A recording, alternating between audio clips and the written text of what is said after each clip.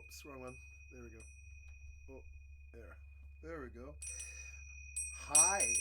Hey. Happy Saturday. How you doing? It's 5:12 p.m. on 3/30/2024, and it is Saturday, March 30th, 2024 at about 5:10 p.m.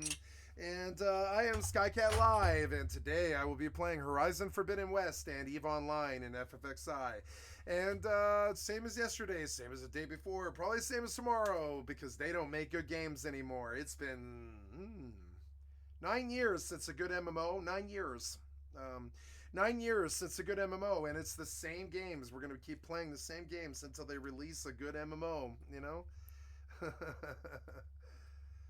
Anyways, going all the way out, here.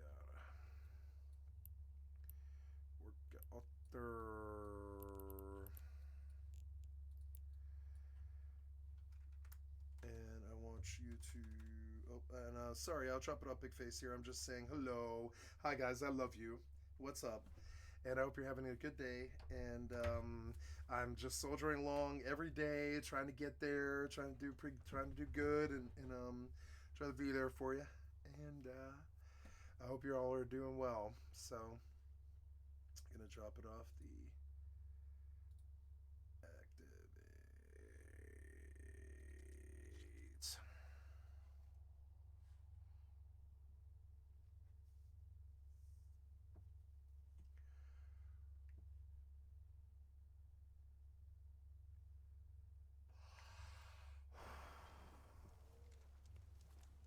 Okay. Last log. Why is it dark? I want the You said that the only place that you can change the time is a shelter. No, wait, I don't need that though. I need the fire. The fire. Yes, fast travel for free to this shelter. Where was it? It was where's this shelter? Campfire, campfire, campfire, campfire, campfire, campfire, unknown campfire, shelter. There it is. Okay, travel to campfire. Yes. And yes, on her we are headed out, and I need to make sure that you are following Roseau's and a retriever. I want you to keep it range.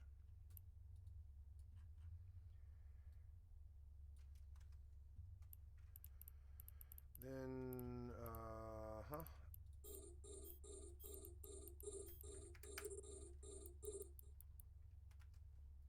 and I don't know, like the furthest one away.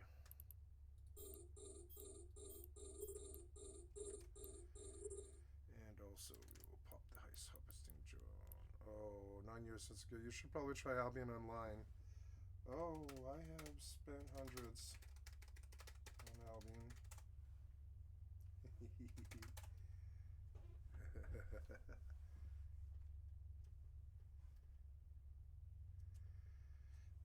Isometric in 2024 is the worst scam. It is destroying gaming. Games such as Lost Ark, Diablo 4, and Albion proof. Of those three, Albion is the only one with. That's the word.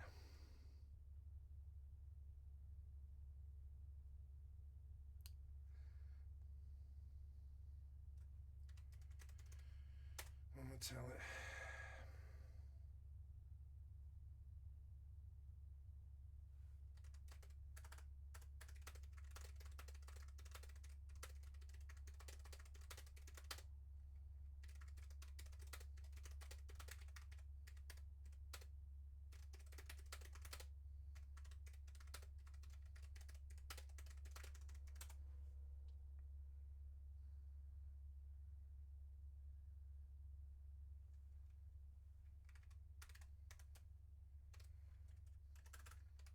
can't you type 2024? The fuck?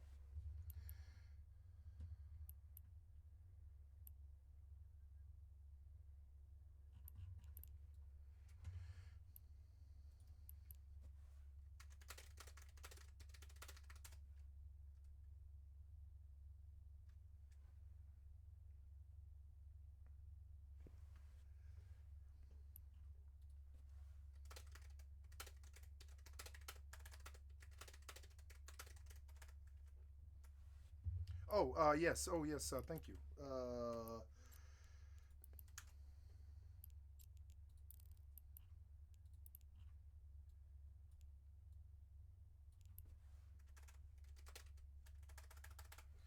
Yes. Altar is the Orca. Altar Purvane is the Orca fleet. Give money. Looking for 10 million. There we go. For the boost. All of these games are good games.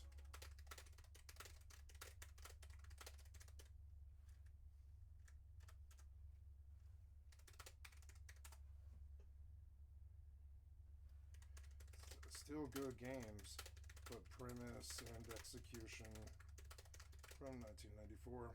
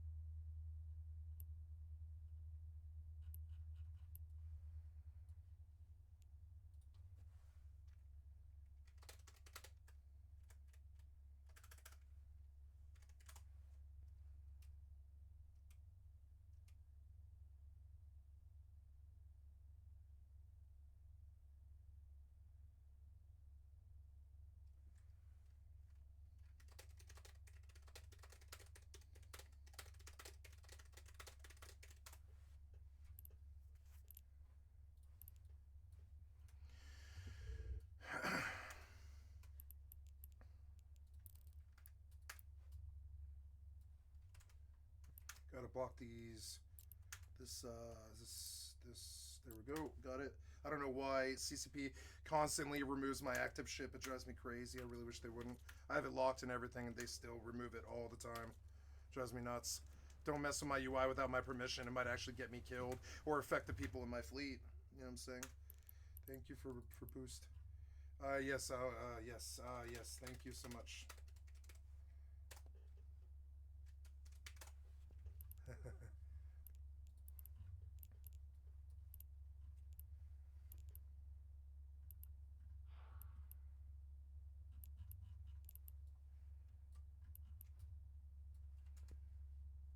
There has been a lot of good games. I love New World. I won't lie. I love New World, but I believe it was mismanaged in the respect that the PvP. I think it's weird. They dropped the New World full loot drop PvP. They were trying to compete with EvE, and they dropped it and turned it into WoW. And I'm sorry, but I play WoW too. I play all these MMOs and stuff, and all these games are dying. The only one that I think is thriving at all is EVE Online. It's weird. They're the only game I can think of. They're the only MMORPG that I can think of that's thriving is EVE Online. They're actually going up. Every other MMO out there is going down, downtown, bitch. There's some new ones coming. Like Throne and Liberty isn't going down yet. And there's a few that have a lot of hype and stuff like Ashes, but like overall, I think the scene is in serious decline, and I try not to be negative about it. I think it takes time. Everything comes in ebb and flow, and you know, looking at the scene right now today. I mean, let's look at the top 10 MMOs right now. The top 10 MMOs of 2024. Guild Wars 2 dying. Final Fantasy 14 dying. World of Warcraft very very dead. Like as in it went from 375,000 to 3,750 inside of 8 weeks, 10 weeks. They couldn't keep that hardcore. I don't know why they focused on WoW SOD so much when they knew that hardcore had the interest. It's really weird. And they killed WoW. ESO, I don't know, but I think it's actually doing better than most of these. I think ESO is doing almost better than any of these because it's across all the consoles. People do play it, just like Fallout 76. It's across all of the consoles, and I think it's funny because the MMORPGs that I think people would say are the worst on the market are the ones that are doing the best because they're cross console and they're free, like Final Fantasy 14. ESO and Fallout 76. So you'd be surprised. The three that we think are the worst are the ones that actually are like and 14 was never bad, but but yeah, it's just funny. And so now, like I mean, like they haven't though. All of these games. When I say they haven't made a good MMO in 9 years, none of these games except for New World. I mean, Albion and New World, BDO for like to a lesser degree. But yeah, BDO has been around since what 2012 or something. They've been around for 10 or 11 years now. I'll talk about like newer would be like New World, but even Albion Online now is what 11 years old. I think. Yeah. When did Albion hit? When did Albion go live? It was 2017. So no, it hasn't been as long as I thought at all. It's been 7 years. So he's right. Albion was, I think, actually the best modern MMO, or he or she, whatever the case may be. Yeah, I think actually Albion is the most successful new MMO. It's still doing better than New World because it's cross console. Cross console is where the money is. It's kind of funny. Look at this. Dead, dead, dead, dead. That's not dead. This one's going up. None of them are going up except for EVE Online. I think Albion's going up because it's cross console and it's free. I mean, World of Warcraft experienced a resurgence, but it's dead again. It's dead. It's down 300,000 viewers. I mean, RuneScape's always there, but it's not new. Lost Ark is new and it's dead. New World is new and it's dead. I mean, yeah, and then you look, there's nothing new. There's been no good new MMOs. And I mean, there's Mortal 2, but I wouldn't call Mortal 2 a good game. It's got so many fucking problems that I wouldn't call it a good game. So it's just odd. You wake up and you're like, come on, man, where's like a new WoW or something? It's just not there. It's not there.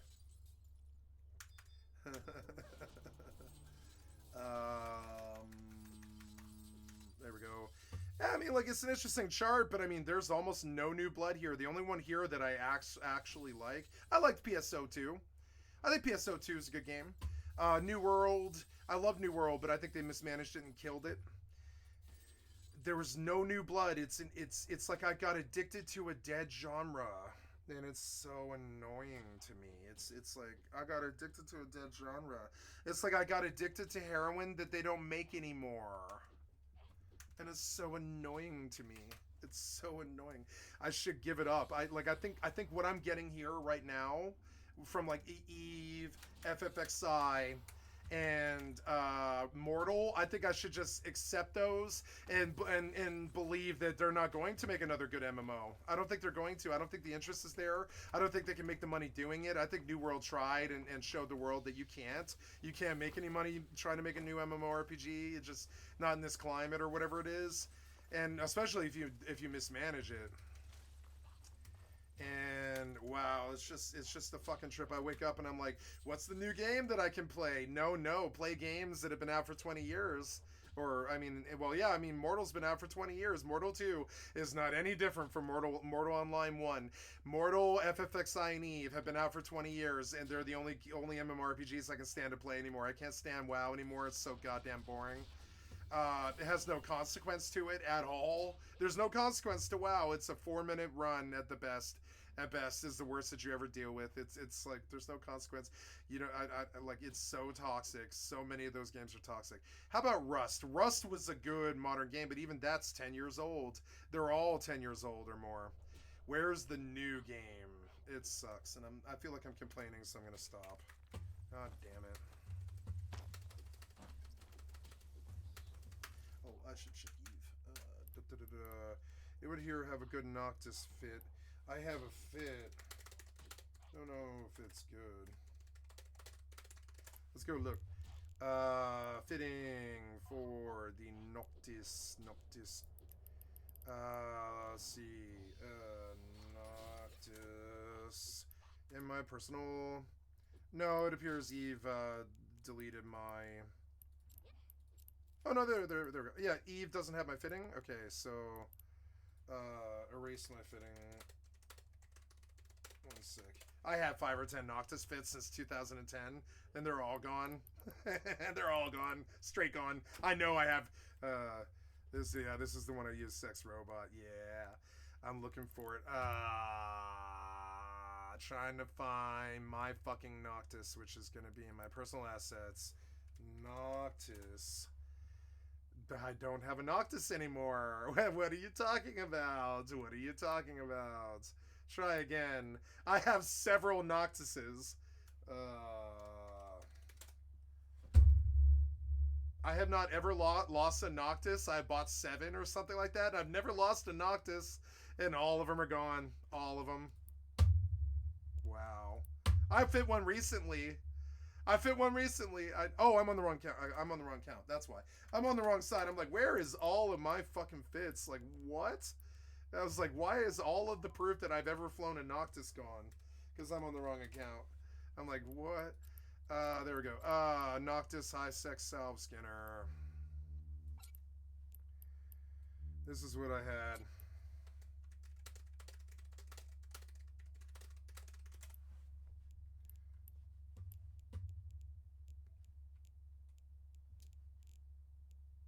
Or, well, actually, it looks alright.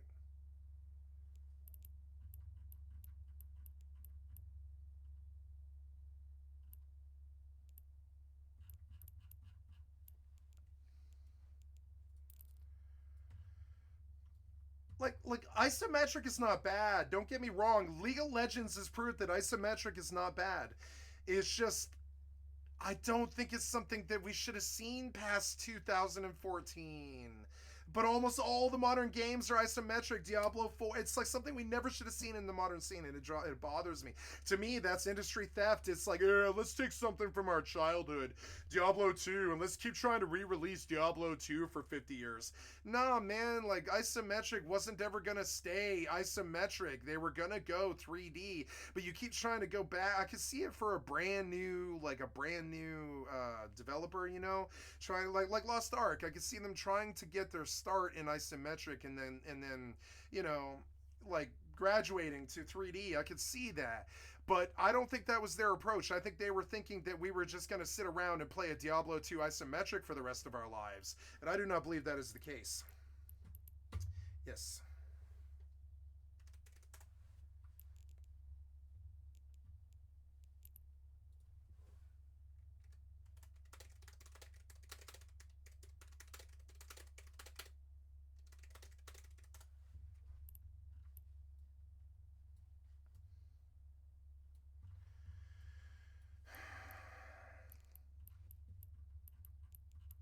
You're right, not having one is bad. Yeah, he's right. Yeah, I'm gonna fix it.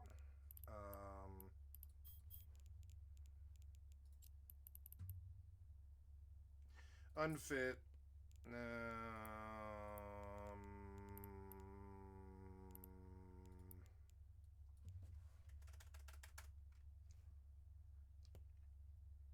Tractor beam 2. There we go. Tractor beam, small tractor beam 2. Save as Noctis High Sec. There we go. I still want all of those fucking things though.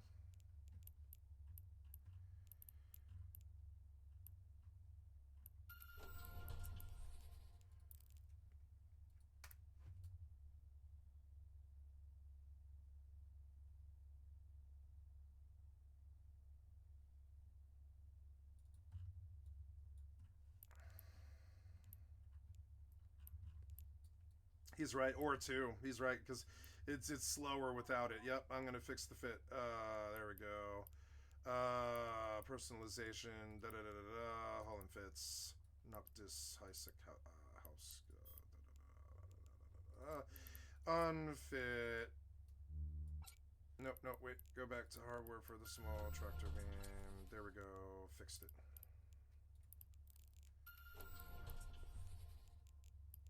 And then we go. Or Noctis Hisek. There. Yeah, there. I fixed it.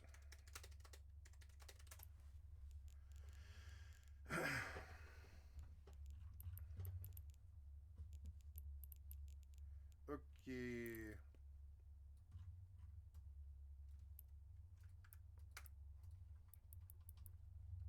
Oops.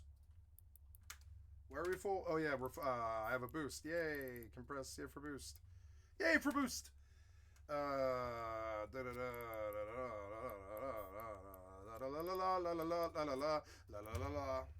damn it. Tra la la la la la la la la la la la la. Tra la la la la la la la la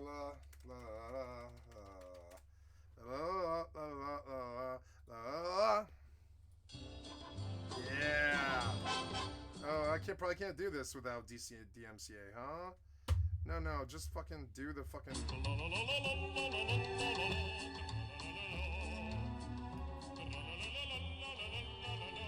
That's probably enough. I'm gonna catch DMCA. I'm not fucking around. I'm not trying to get fucking demonetized. It's been like a year since I've been demonetized. I'm not trying to do that again.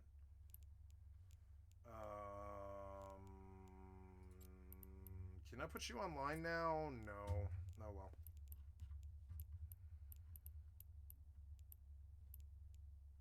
Yeah. Yeah. 4 small beams, 4 salvagers. Yeah. Yeah.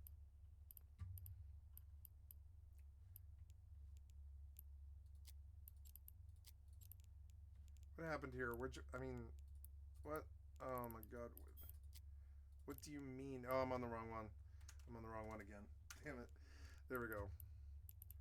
Compress, compress, compress. There, I fixed it.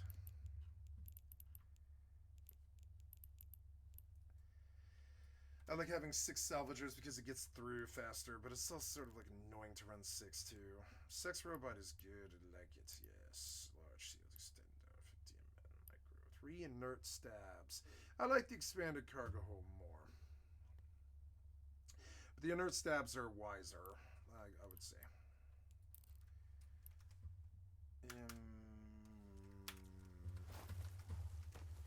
Okay, so oh wait, I meant to use the shelter to. You've been examined.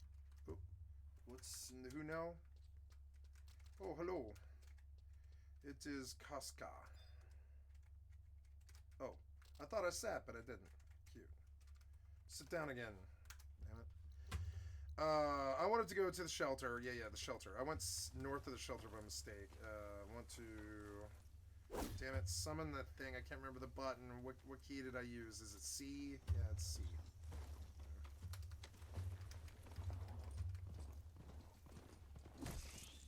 Squish!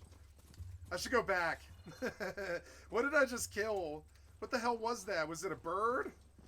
That's a pigeon. I ran over a pigeon with my giant fucked up mount. Stupid pigeon. Don't get underneath the hooves of the fucking death mount. Yeah, there's the stool. Yeah, get off this thing. Get off it. Yeah. Stupid back controls from idiot developers. I'm just kidding. Let's see. There we go. Yeah, progress time. It's dark right now. I would like it to be light. Yes, I want to progress time to morning, 7 hours.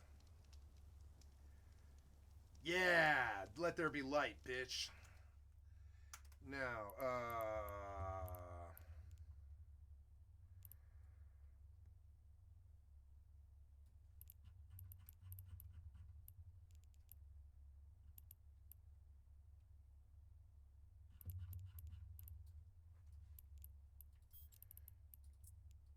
la la la la.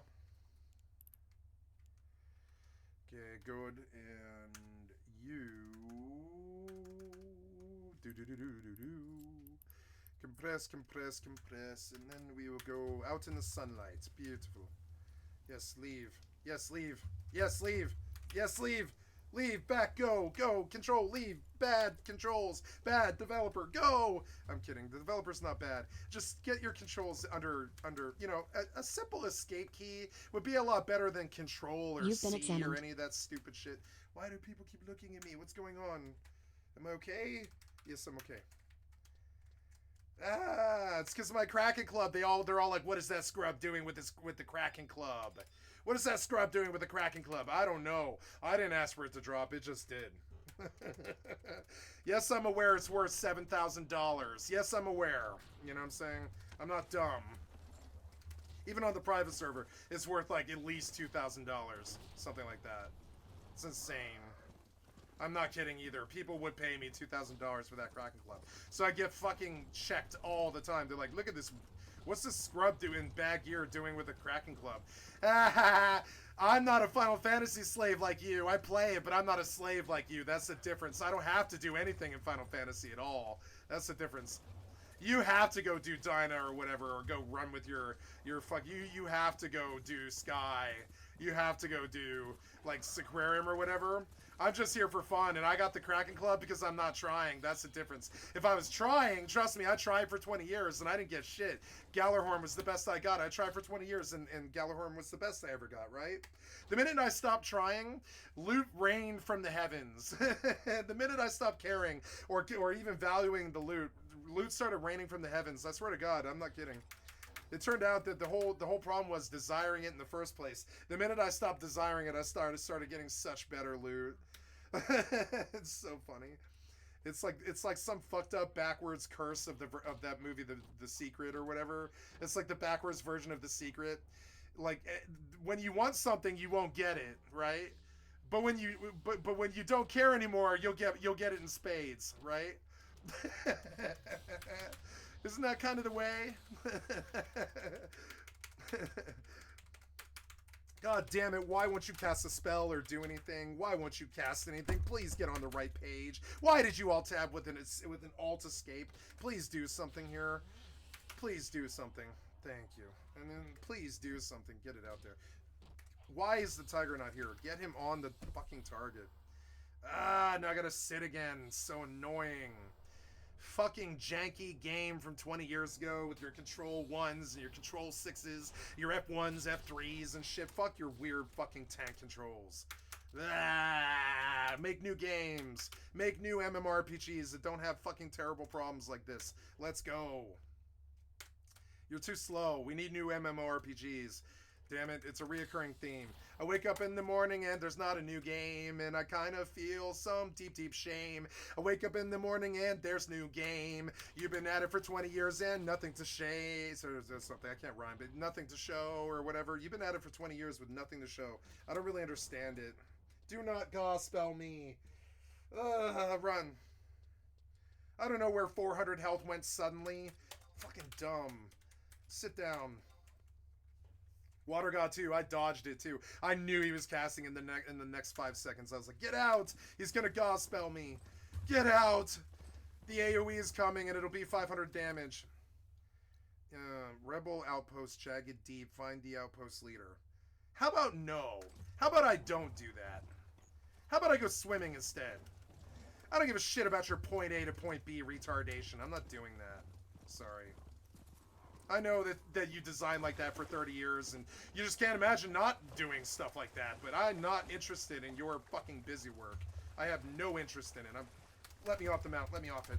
Oh my god, get your keybinds better.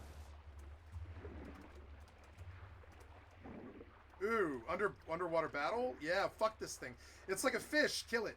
Yeah, get up in the air. Get up in the air. Swim upwards. Now, go. Ah, run. This thing will waste me. Let's go, go, go, go. This is extreme difficulty. Go. I can't take a hit from this thing. It's one shot. Let's go, let's go. Yeah, you, go. Let's go. Go, go, go, go, go, go. I will spear this bitch. Ah! Fuck was that?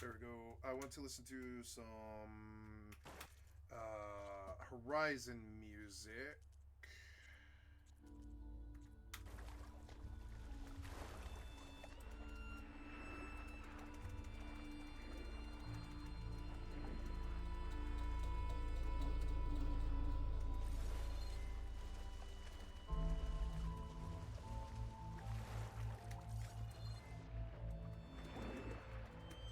I like the use of the strings. It's good.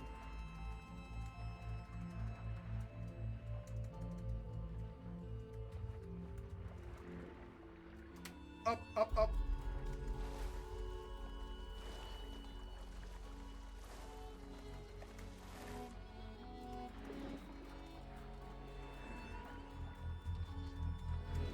What was that sound? That was somebody drawing on me. Oh god. Fucking stupid pawn, die. Your skill has increased. Don't be drawing on me while I'm AFK.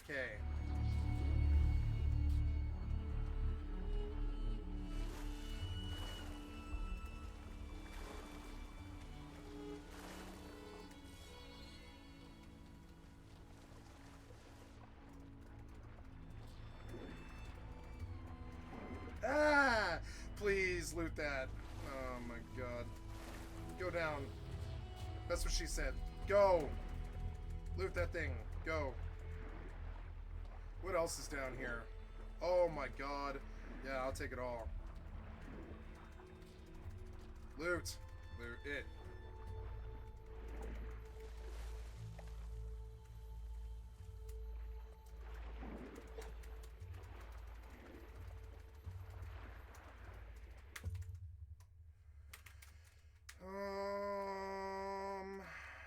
Yeah, that sounds good.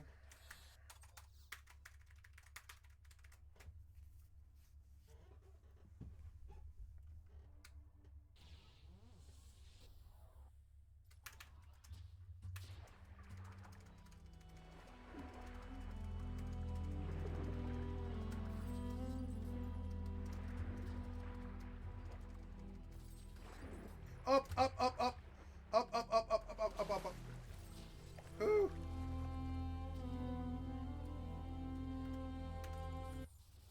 Good job. Okay, now I would like to listen to Lex Friedman talk about the Cold War. And this was good. I woke up to this today and it was good. Serhiy Ploji, History of the Ukraine, Russia, of the Russian people, which he Soviet understood. Union. So here we go. What happened during World War II was that once the Germans started to run out of manpower, they created foreign legion groups. Thank you, Serhiy Ploji. You have changed my outlook and my life.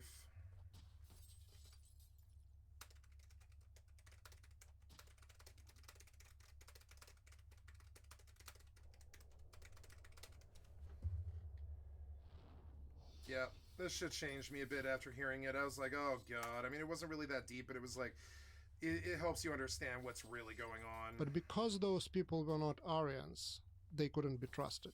So they were put under the command of Henry Himmler, under command of SS, and became known as SS Waffen units.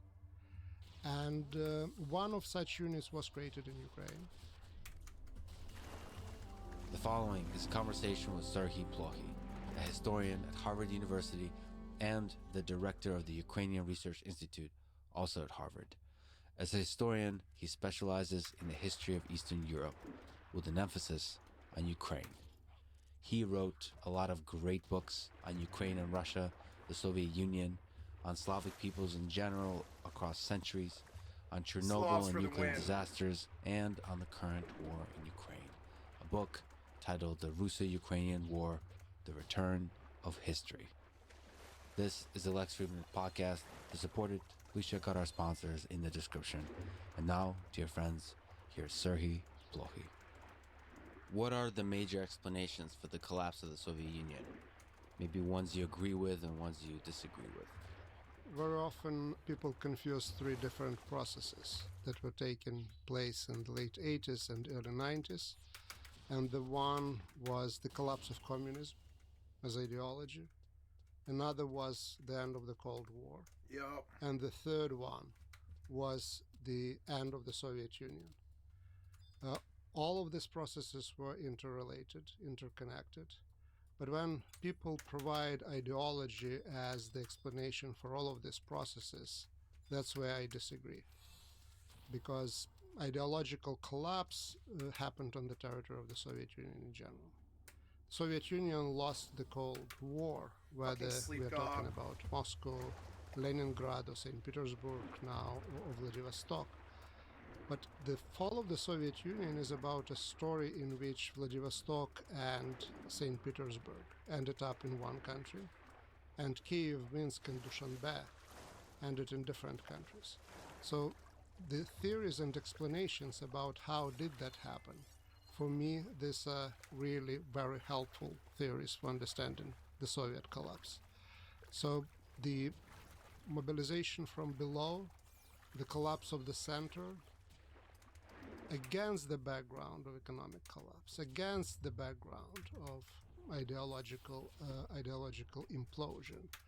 That's how I look at the fall of the Soviet Union, and Level that's 5 how Petrified I did nothing.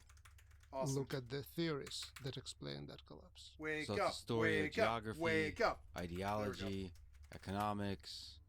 Which are the most important to understand of what Economics. made the collapse of the Soviet Union Economics. The Economics. Soviet collapse was unique, but Ain't not no more thing unique but a than chicken collapse wang of with any seven other smoking in a empire. dungeon with the Mary Jane. So It's just what the pimps, we players, really black daddies. He's witnessed, point. or the world witnessed back in 1991, and we continue to witness today with the Russian aggression against Ukraine, is a collapse of one of the largest world empires. We talked about the Soviet Union, and now talk about Russia as possessing plus minus 1/6 of the surface of the Earth. You don't get in possession of 1/6 of the Earth by being a nation state. No. You get that sort of size as an empire. And the Soviet collapse is continuation of the disintegration of the Russian Empire that started back in 1917, that was arrested for some period of time by the Bolsheviks, by the communist ideology, which was internationalist ideology, and then came back in full force in the late 80s and early 90s. So the most important story for me, this is the story of the continuing collapse of the Russian Empire and the rise of not just local nationalism, but also rise of Russian nationalism that turned out to be as a destructive force for the imperial or multi-ethnic, multinational state, as was Ukrainian nationalism or Georgian or Estonian for that matter. Or you said a lot of interesting stuff there. 1917, Bolsheviks, internationalists, how that plays with the idea of Russian Empire and so on. But first, let me ask about U.S. influence on this. So one of the ideas is that, through the Cold War, that mechanism, U.S. had major interest to weaken the Soviet Union, and therefore the collapse could be attributed to pressure and manipulation from the United States. The kangaroo has to go Is first. there truth to that? The pressure from the United States, this is part of the Cold War. And Cold War part of that story, but it doesn't explain the Soviet collapse. And the reason is quite simple. The United States of America didn't want the Soviet Union to collapse and disintegrate. They didn't want that at the start of the Cold War in 1948. We now have the strategic documents.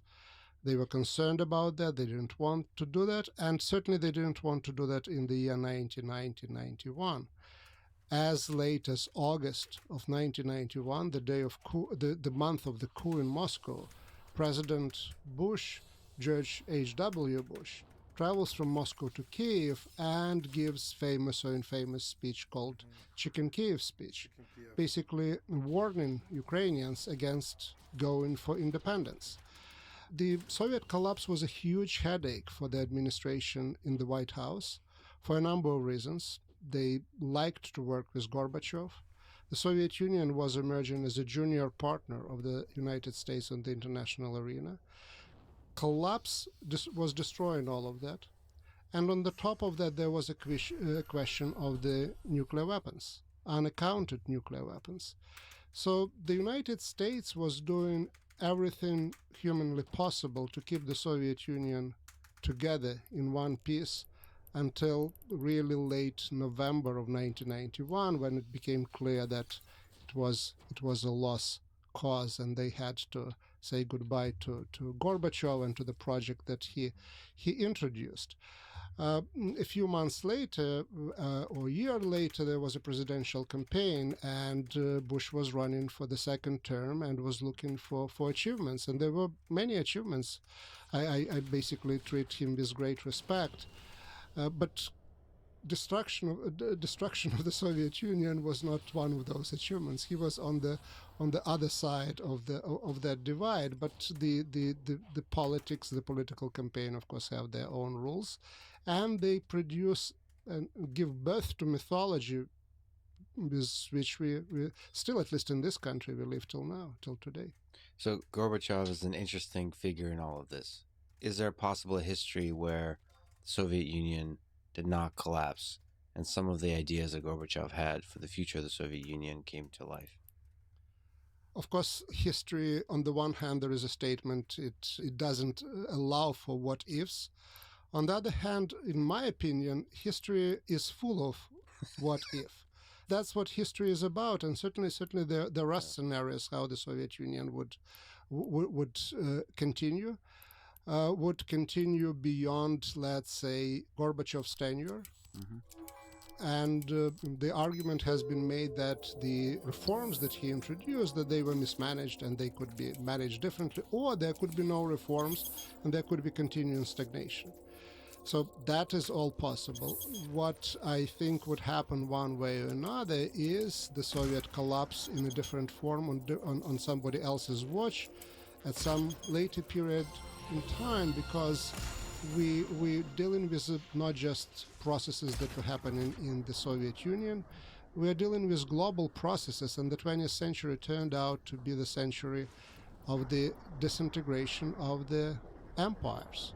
You look at the globe, at the map of the world in 1914, and you compare it to the map at the end of the 20th century in 1991, 1992, and suddenly you realize that there are many candidates for being the most important event, the most important process in the 20th century.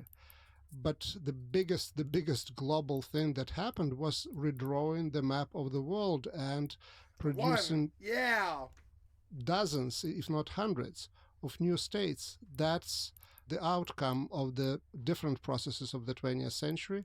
Look, Yugoslavia is falling apart around the same time. Czechoslovakia goes through what can be called a civilized divorce, a very, very rare occurrence in the fall of multinational states. So, yeah, the writing was on the wall, whether it would happen under Gorbachev or later, whether it would happen as the result of reforms or as the result of no reforms. But I think that sooner or later that would happen. Yeah, it's very possible hundreds of years from now, the way the 20th century is written about as the century defined by the collapse of empires. You call the Soviet Union the last empire. Yeah. The book is called The Last Empire. So is there something fundamental about the way the world is that means it's not conducive to the formation of empires? Good question. The meaning that I was putting in the term the Soviet Union as the last empire was that was the Soviet collapse, was the collapse of the last major European empires, traditional empires, that was there in the 18th century, 19th century, and through most of the 20th century. The Austria-Hungary died in the midst of World War I. The Ottoman Empire disintegrated. The Brits were gone and left India. Oh, and there I was got it. The successor to the Russian Empire, called the Soviet Union, was still hanging on there. Yeah. And then came 1991, and what we see even with... Or no, I bought 4 at 8 is, I'm sorry, what is it? It's like, I bought at 8 8. I bought 4 of them at 32. I got a Hawk for $1 million off or something like that. Yeah, and he lost it. Like that was not a good deal, but I still got the Hawk. I still got it, which is good. It was cheaper. It was cheaper, but I didn't realize how bad of a ripoff that actually is. That's a really bad ripoff, and I don't really see it coming. Thank God I won and I broke even, but the best you can do is break even, essentially. 3.63. I think I better bust this down. A lot of this is too expensive. There's a porpoise blueprint for 1, 2. I might take a swing at that, yeah.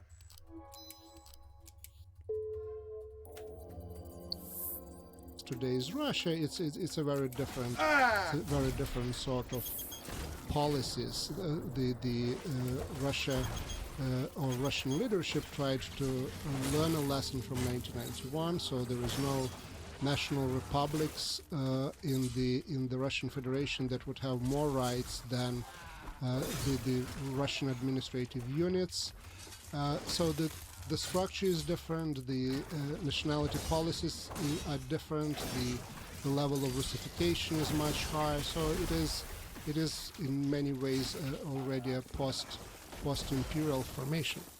And you're right about that moment, 1991, the role that Ukraine played in that. Come on, reload! Get out of the water! Can you describe just God that? Damn it!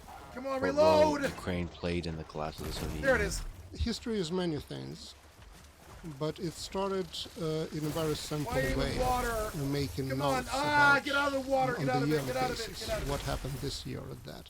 So it's about chronology. Chronology in the history of the collapse of the Soviet Union is very important. You have Ukrainian referendum on December 1st, 1991, and you have the dissolution of the Soviet Union by the leaders of Russia, Ukraine, and Belarus 1 week later. I don't know what's going on. Is it? And the question is why.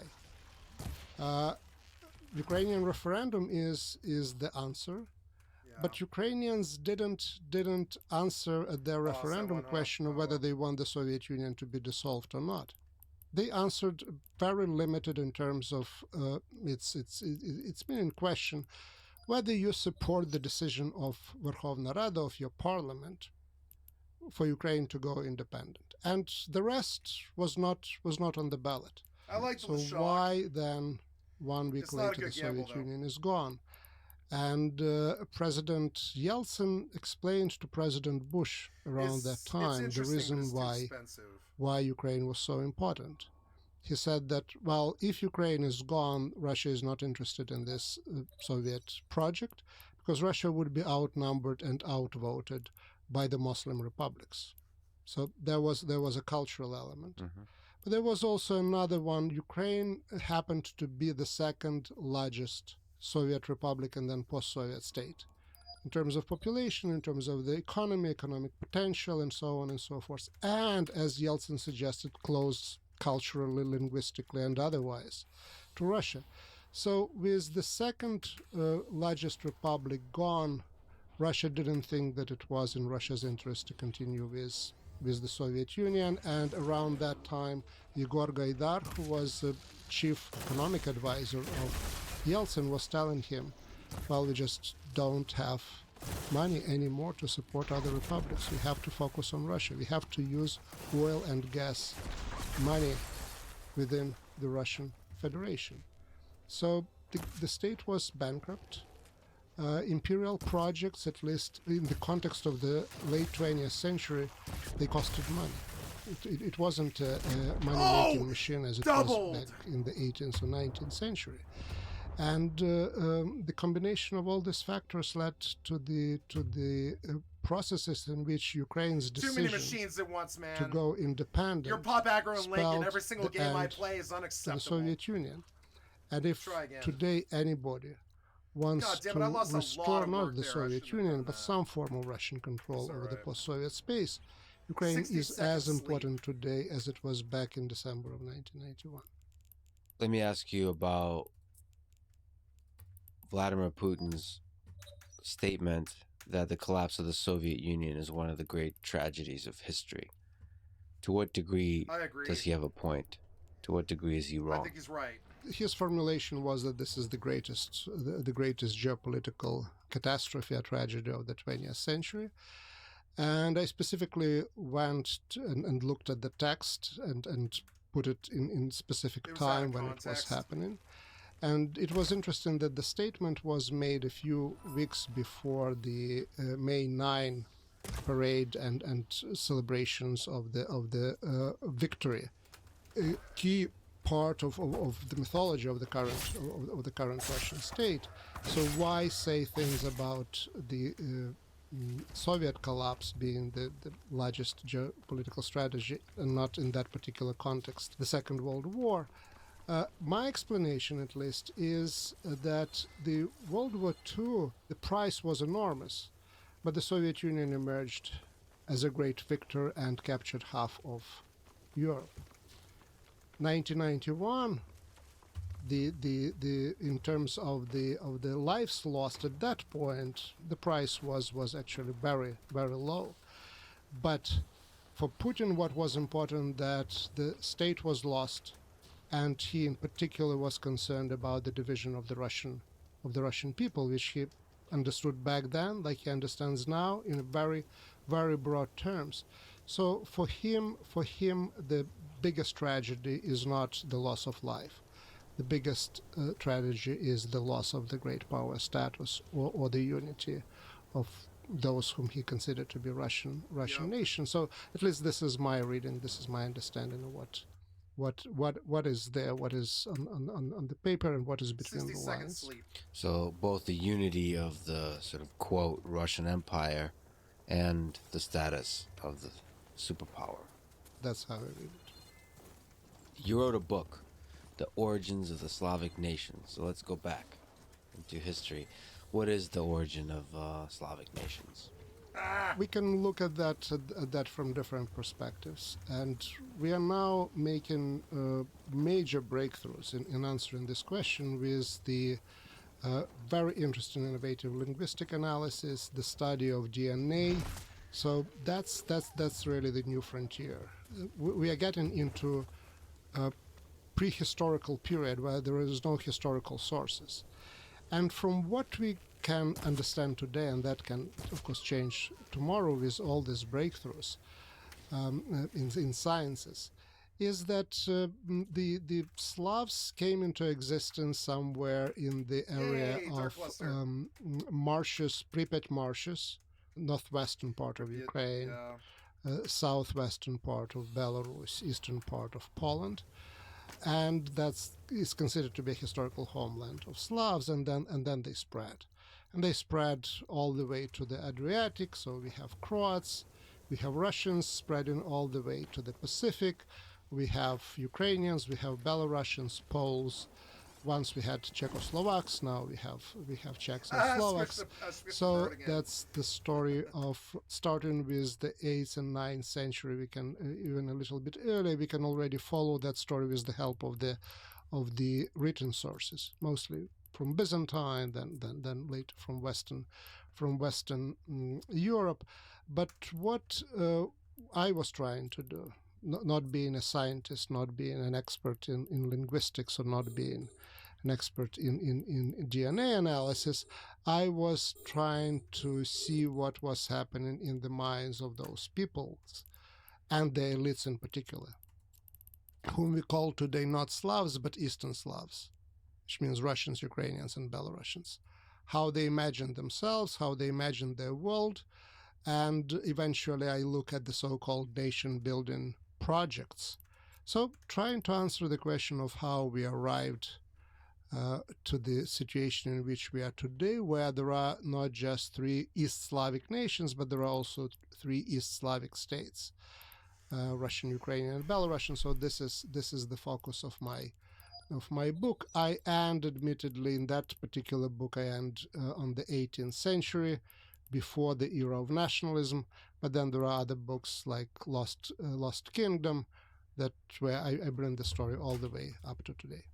So what aspects of the 8th and 9th century, the East Slavic states, permeates to today that we should understand? Well, the most important one is that the existence of the state of Kievan Rus back during the medieval period created the foundations for historical mythology, Squish common another one. historical mythology, and there are just wars and battles over who has the right, or more right for Kievan Rus. The legal code that was created at that time existed for a long period of time. The acceptance of Christianity from Byzantium, that became a big issue that separated then Eastern Slavs from their Western neighbors, including Czechs and Poles, but united in that way to, let's say, Bulgarians or Serbs, and the beginning of the written literature, beginning in Kiev. So all of that is considered to be part of heritage. All of that is being contested.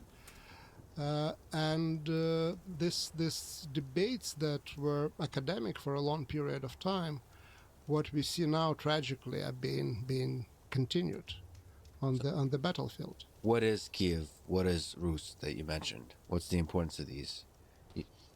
You mentioned them as the sort of defining places and terms, labels at the beginning of all this. So what is Kiev?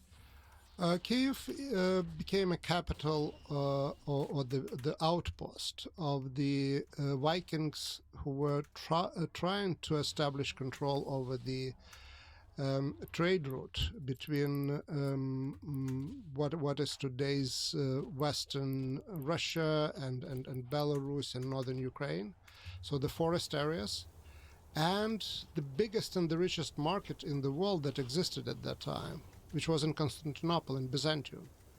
So the idea was to get whatever goods you can get in that part of Eastern Europe, and most of those goods were slaves, local population, put them on the ships in Kiev, because Kiev was on the border with the steppe zones. Steppe zones were controlled by other groups, Scythians, Sarmatians, Polovtsians, Pechenegs, and so on, and so you name it, and then staying on the river, being protected from attacks of the nomads, to come to the Black Sea and sell these products in Constantinople. That was the idea. That was the model. Vikings tried to practice that sort of business model also in other parts of Europe, and like in other parts of Europe, they turned out to be by default creators of new polities, of new states. And that was the story of the first Kievan dynasty, and Kiev as the capital of that huge empire that was going from the Baltics to today's central Ukraine, and then was trying to get through the southern Ukraine to the Black Sea.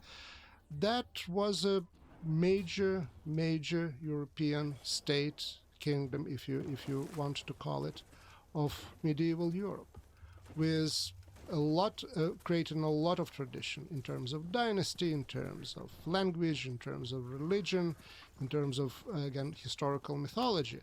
So Kiev is central for the nation building myth of a number of groups in the region.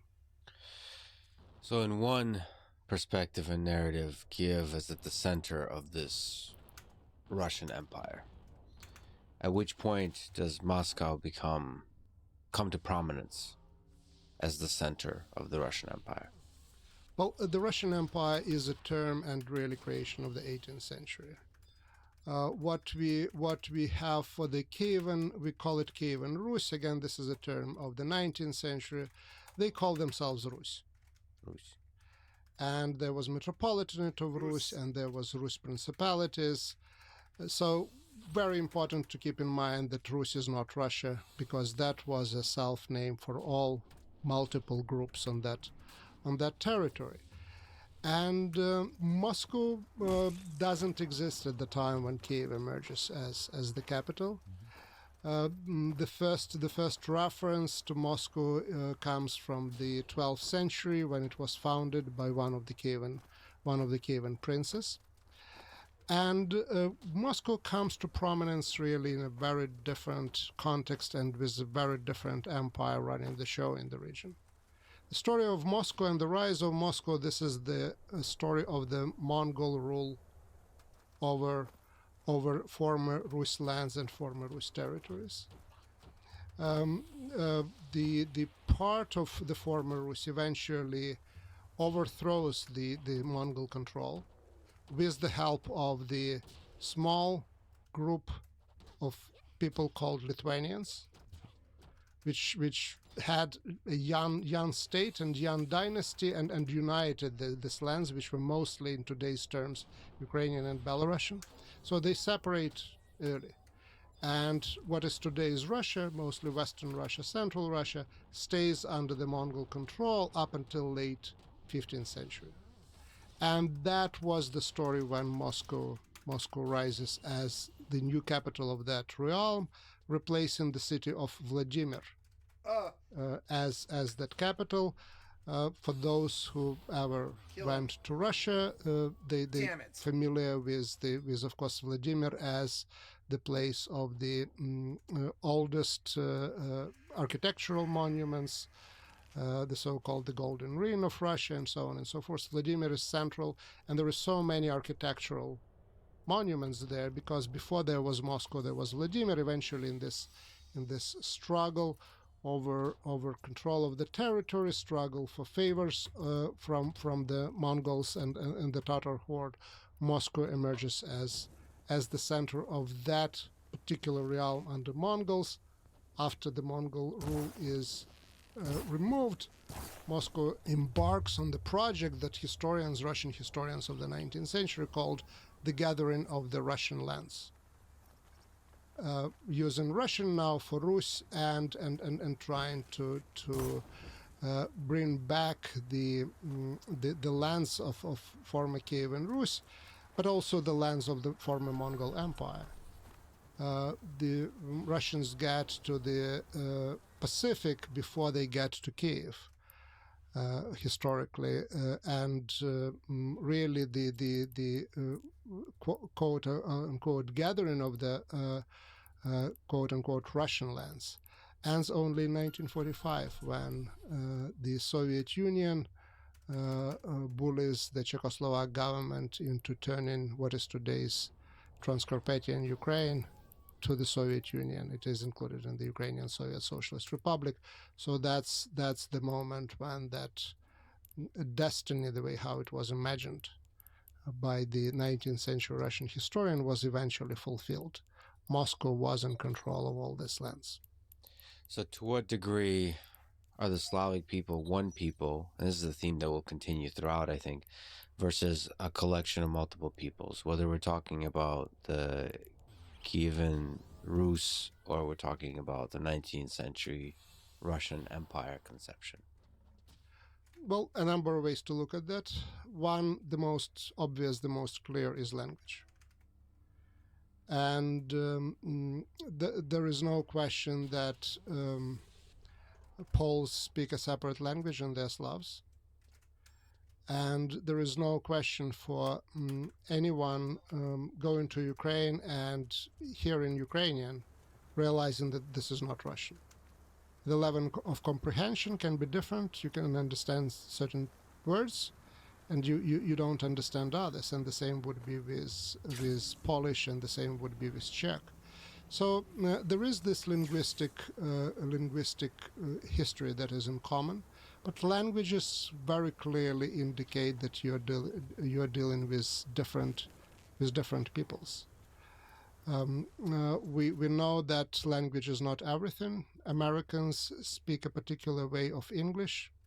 Australians speak a particular variant of English, but for reasons of geography, history, we pretty much believe that despite linguistic unity, these are different nations and different peoples, and there are some parts of political tradition are in common, others are quite different. So the same when it comes to language, the same when it comes to political tradition, to the loyalty to the political institution, applies to Slavic nations. So that's again, there is nothing particularly unique about the Slavs in that regard. You wrote the book, The Cossack Myth. history and nationhood in the Age of Empires. It tells the story of an anonymous manuscript called The History of the Rus. It started being circulated in the 1820s. I would love it if you can tell the story of this. This is supposedly one of the most impactful texts in history, modern history. So what's the importance of this text? What did it contain? How did it define the future of the region? In the first decades of the 19th century, after Napoleonic Wars, a mysterious text emerged that was attributed to an Orthodox archbishop that was long dead, which was claiming that the Cossacks of Ukraine were in fact the original Rus people, and that they had the right for a particular place, for central place in the Russian Empire. And it tells the history of the Cossacks. It's the era of romanticism, full of all sorts of drama. There are heroes, there are villains, and the text captivates the attention of some key figures in the Russian intellectual elite in St. Petersburg. People like Kondratий Ryleyev, who was executed for his participation in 1825 uprising, writes poetry on the basis of this text. Pushkin pays attention to it as well. And then comes along the key figure in Ukrainian national revival of the 19th century, Ukrainian national project, Taras Shevchenko, and reads it as well, and they all read it very differently. Eventually, by the beginning of the mid 20th century, some of the Russian, mostly nationalist writers, call this text the Quran of Ukrainian nationalism. So what is there? The story it's very important in a sense that what the authors, and that's what I claim in the book, what the authors of the text were trying to say, they were trying to say that the Cossack elite should have the same rights as the Russian nobility, and brings the long historical record to prove how cool the Cossacks were over the period of time.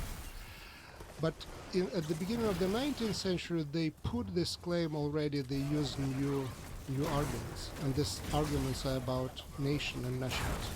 And they're saying that the Cossacks are a separate nation, and that's my big, God! Big, All that big work claim. and you one-shot me! The Russian Empire, and this is a very, very good argument. Goddamn in scandalous historiography, piece the of Russian shit Empire developers! grew and acquired this 1/6 of the earth by using one very specific way of integrating those lands. It integrated elites. It was making deals with the elites, whether the elites were Muslim or the elites were Roman Catholic, as the case with the Poles. Elites would be integrated, and the empire was based on that estate, the estate loyalty and estate integration. But once you bring in the factor of nation and nationalism and language, then once in a sudden, the whole model of the integration of the elites, irrespective of their language, religion, and culture, starts falling apart. And the Poles were the first who really produced this sort of a challenge to the Russian Empire by two uprisings in the 19th century. And Ukrainians then followed in their footsteps. So the importance of the text is that it was making claim on the part of a particular estate, the Cossack officer class, which was that empire No could dark survive. oh no, never mind. It was a But it turned it, given the conditions of the time, into the claim for the special role of Cossacks as a nation, creating that this is a separate nation, a Rus nation, and that is the challenge of nationalism that no empire really survived, and the Russian Empire was not an exception. So that's a turning point when the discourse switches from loyalty based on the integration of the elites to the loyalty based on attachment to your nation, to your language, and to your culture, and to your history. So that was like the initial spark, the flame that led to nationalist movements. That was the beginning, and the beginning that was building a bridge between the existence of the Cossack state in the 17th and 18th century that was used as a foundation for the Cossack mythology, Ukrainian national mythology, went into the Ukrainian national anthem, and the new age and the new stage where the Cossacks were not there anymore, where they were professors, intellectuals, students, members of the national and organizations. And it started, of course, with romantic poetry. It was started with collecting folklore, and then later goes to the political stage, and eventually the stage of mass politics. So to you, even throughout the 20th century under Stalin, there was always a force within Ukraine that wants it to be independent. There were 5 attempts for Ukraine to declare its independence and to maintain it in the 20th century. Only one succeeded in 1991, but there were four different attempts before. And you see the Ukrainian national identity manifesting itself in two different ways. In the form of national communism after the Bolshevik victory, in Bolshevik-controlled Ukraine, and in the form of radical nationalism in the parts of Ukraine that were controlled by Poland and Romania, and part of that was also controlled by Czechoslovakia and later Hungary. So in those parts outside of the Soviet Union, the form of the national mobilization, the key form of national mobilization, became radical nationalism.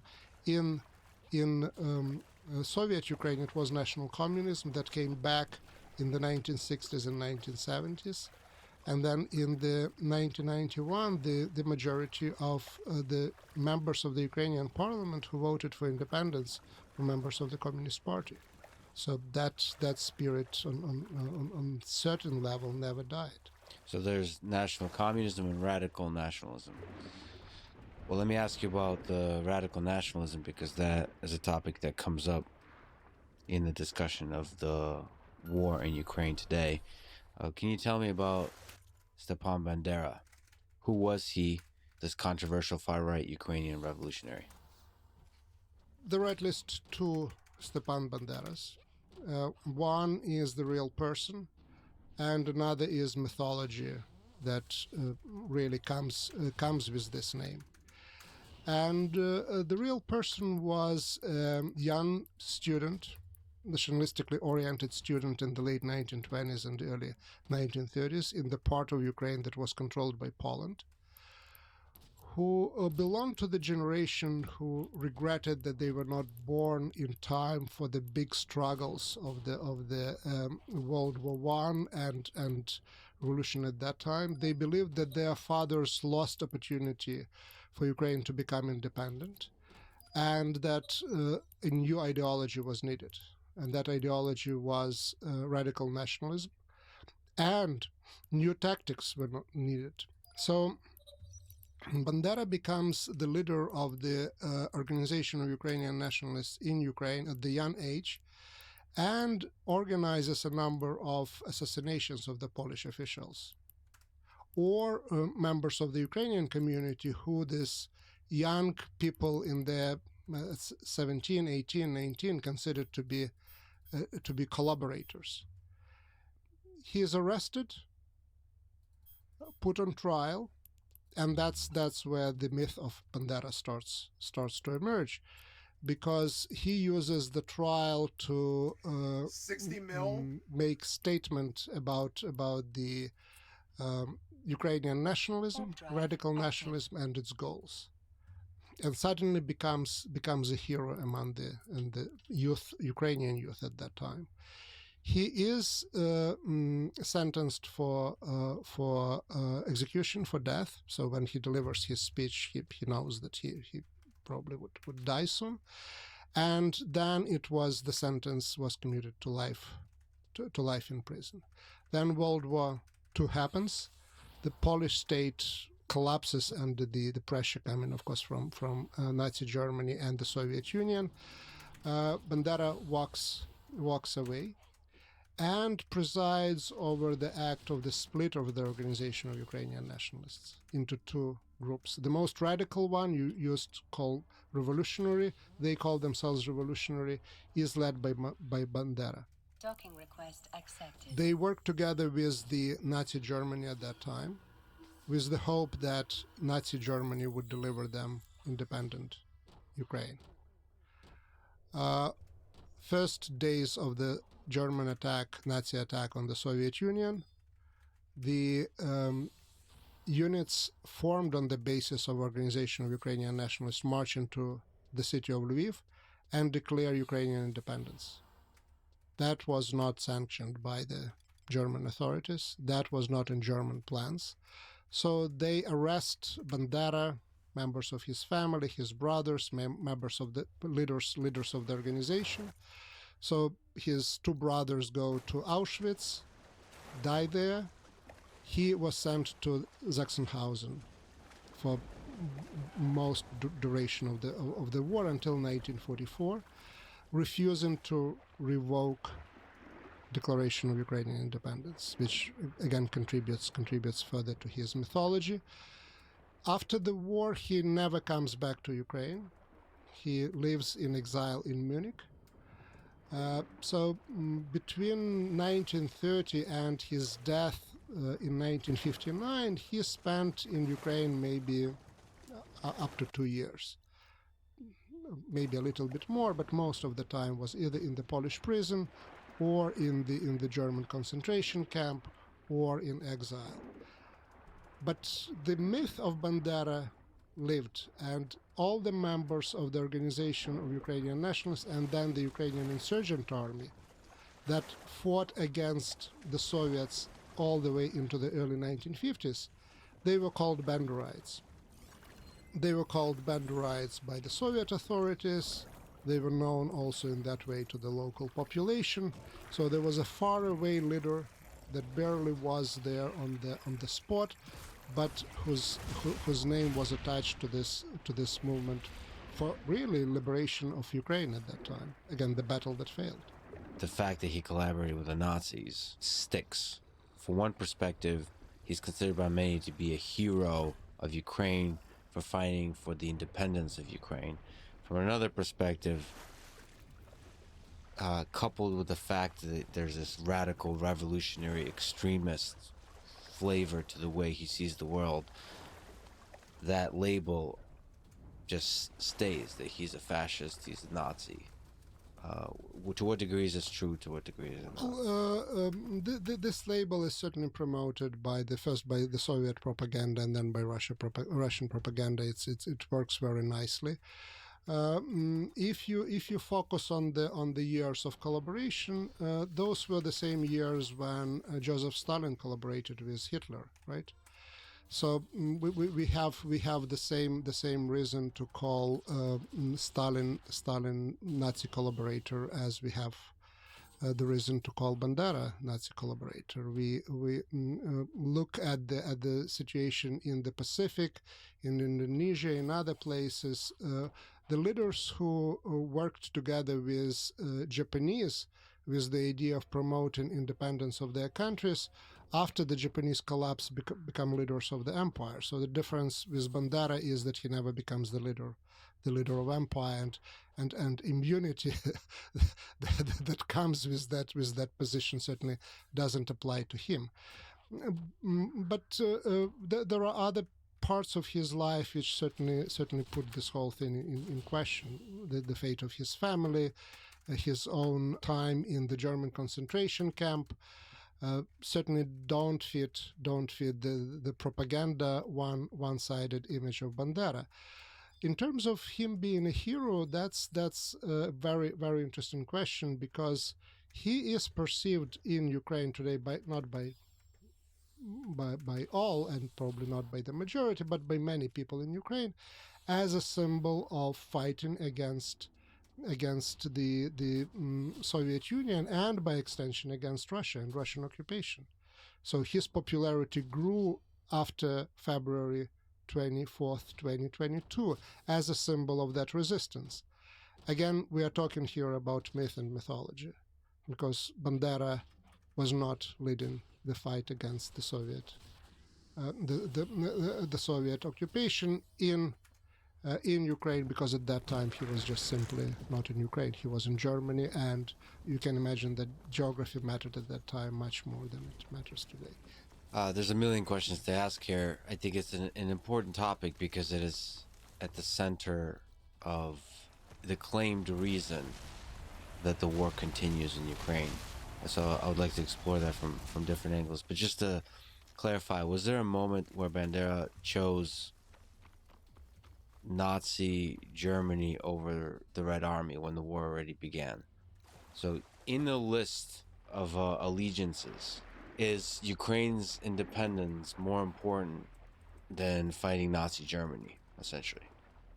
The Ukrainian independence was their goal, and they were there to work with anybody who would support and in one way, or at least allow, the Ukrainian independence. So there is no question that they are just classic nationalists. So the goal is nationalism is the principle according to which or at least one definition is according to which the cultural boundaries coincide with political boundaries. So their goal was to create political boundaries that would coincide with the geographic boundaries in the conditions of the World War II, and certainly making deals with whoever would either support, as I said, or tolerate that project of theirs. So I would love to find the line between nationalism, even extreme nationalism, and fascism and Nazism. So for Bandera the myth and Bandera the person, to what degree, let's look at some of the ideology of Nazism. To which degree did he hate Jews? I want to hear Was it he again. anti-Semitic? I really love what he just said. I struggle to find the line between the Republicans and the Nazi shitheads. I struggle to find the line. Extreme nationalism and fascism and Nazi. As I said, or tolerate nationalism, all that MAGA, red hat, and MAGAism, the fucking... that project of theirs. So I would love to find the line between nationalism, even extreme nationalism, fascism, and Nazism. I really would love to find the line. To me, they're the same exact fucking bullshit. The same exact force of darkness. Fascism and Nazism. The more fervor you have for your country, extreme nationalism, the more fervor you have, the less reason you have. It's a good thing to believe in your country, and I think you should believe in it. You should have that fire in your heart for patriotism and love your country and stuff. But this, like, extreme nationalism and fascism and trying to punish people who don't act the way you want them to act or anything like this, I really don't see much of a line between... So for Bandera the myth and Bandera the person, to what degree, let's look at some of the ideology of Nazism. To which degree did he hate Jews? Was he anti-Semitic? We know that basically in his circle, there were people who were anti-Semites in a sense that, okay, we have the texts, right? We know that. We don't have that information about or that sort of text or that sort of evidence with regard to Bandera himself. In terms of fascism, there is very clear, and there is research done, that in particular Italian fascism had influence on the thinking of people in that organization, including people at the top. But it is also very important to keep in mind that they call themselves nationalists and revolutionaries. And despite the fact that in 1939, in 1940, in 1941, it was very beneficial for them to declare themselves to be Ukrainian fascists and establish this bond with not just with Italy, but with Nazi Germany, they refused to do that. and then they refused to recall their independence.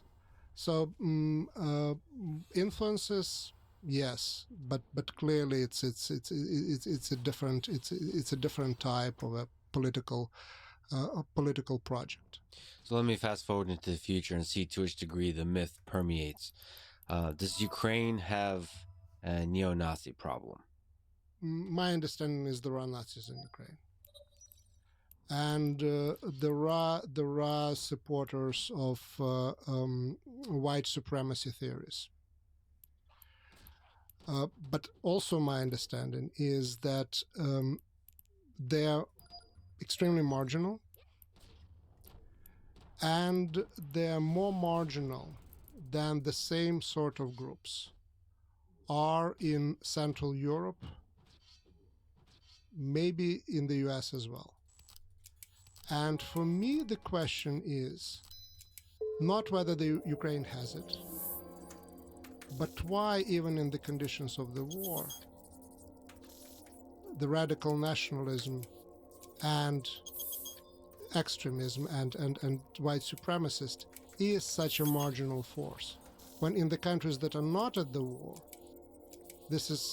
you look at France, you look at, again, it's not exactly Nazis, but really radical right is becoming so important.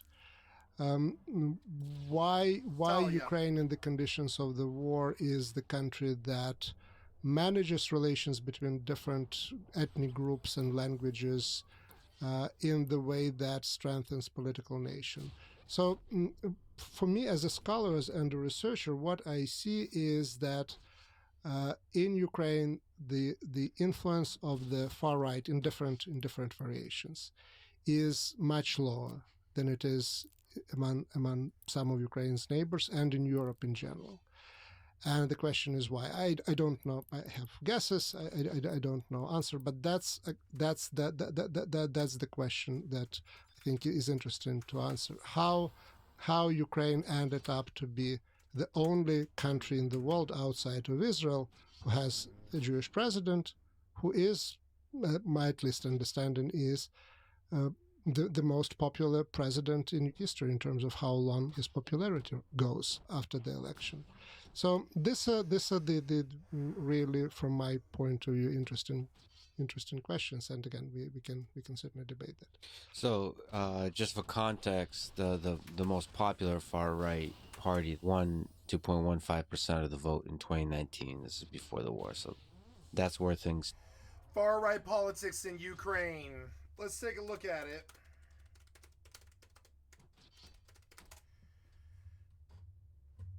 Far-right politics have lost importance in Ukraine over time. In the 2019 parliamentary election, the coalition of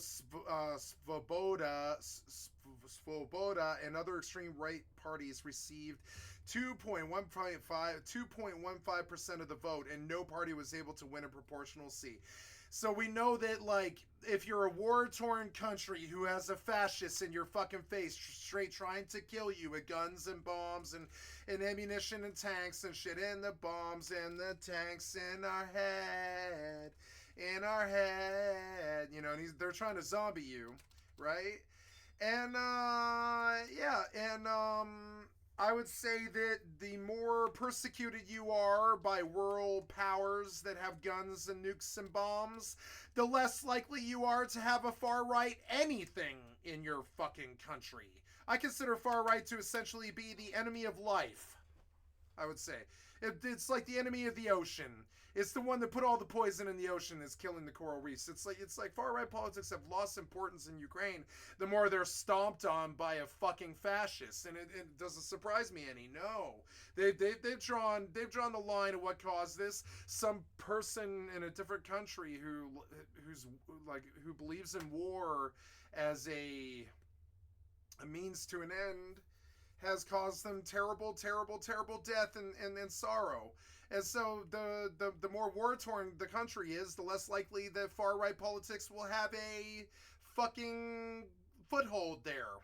And I consider the far-right politics to essentially be the enemy of, well, life. And I hate to say it, but I struggle to draw the line. like Lex said, I struggle to fucking draw the line. I struggle to draw the line. And honestly, the more war-torn your fucking country is, the less likely far-right politics will have any kind of fucking hold at all. I think war is the purview of the far-right. I think war is their goal. I think death is their goal. And I think it is their purview. I think they're constantly thinking about defense and guns and missiles and bombs and nukes and, you know, jets and, you know, fucking Top Gun and all this fucking far-right bullshit. And I'm sorry, but it's far-right straight up bullshit. Goddamn failure of a human race, essentially. Got a lot of us killed, got a lot of world wars started. This pro-right fucking bullshit gun, bomb, murder shit. Bombs and wars and fucking lightning, you know, far right, fucking Night of the Long Knives, horse shit, you know. And I'm sorry, but I mean, like, yeah, all over Donetsk. Yeah, the unit includes former Iraq war veterans, right? And it's always former war veterans are always the right wing, you know. They're always trying to bring back war.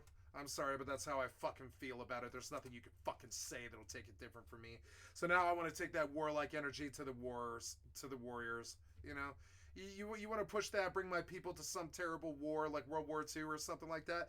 Fuck you. We'll show you how much. We'll show you how much you like violence. You know, that's how I view. I'm sure that's how Ukraine feels too. We're sick of your warmongering, fucking bullshit war states like America and Russia and China and shit. Fucking war machines, essentially. You know, like Brad Pitt, like the Brad Pitt movie. Essentially, just war machines. And we're kind of sick of it. We're sick of the death. We're sick. You guys act like lives aren't fucking sacred. Lives are sacred, and all the bullshit you do to end them all the time is fucked up. You know. It's got a multi-party system like us, but the far right, the more war-torn and fucked up you are, the less well the far right will do. I consider the far right something that you see when there's a lot of. It's funny because they'll, you know, and this is as far as I wish to go with it. I don't wish to be any more hurtful than I've been. But this is what I think, though. I could say something else really a lot more hurtful and a lot more truthful to really fucking strike some fucking shame into the fucking far right-winger's heart. You know what I'm saying? I could say some shameful ass shit about a lot of world governments and the far right. But I have no wish to alienate anybody. I have no wish to start some kind of political argument, have somebody come and try and kill me or any of that. I have no wish. It's unclear where they stand now. It'd be an interesting question whether it escalated and how much.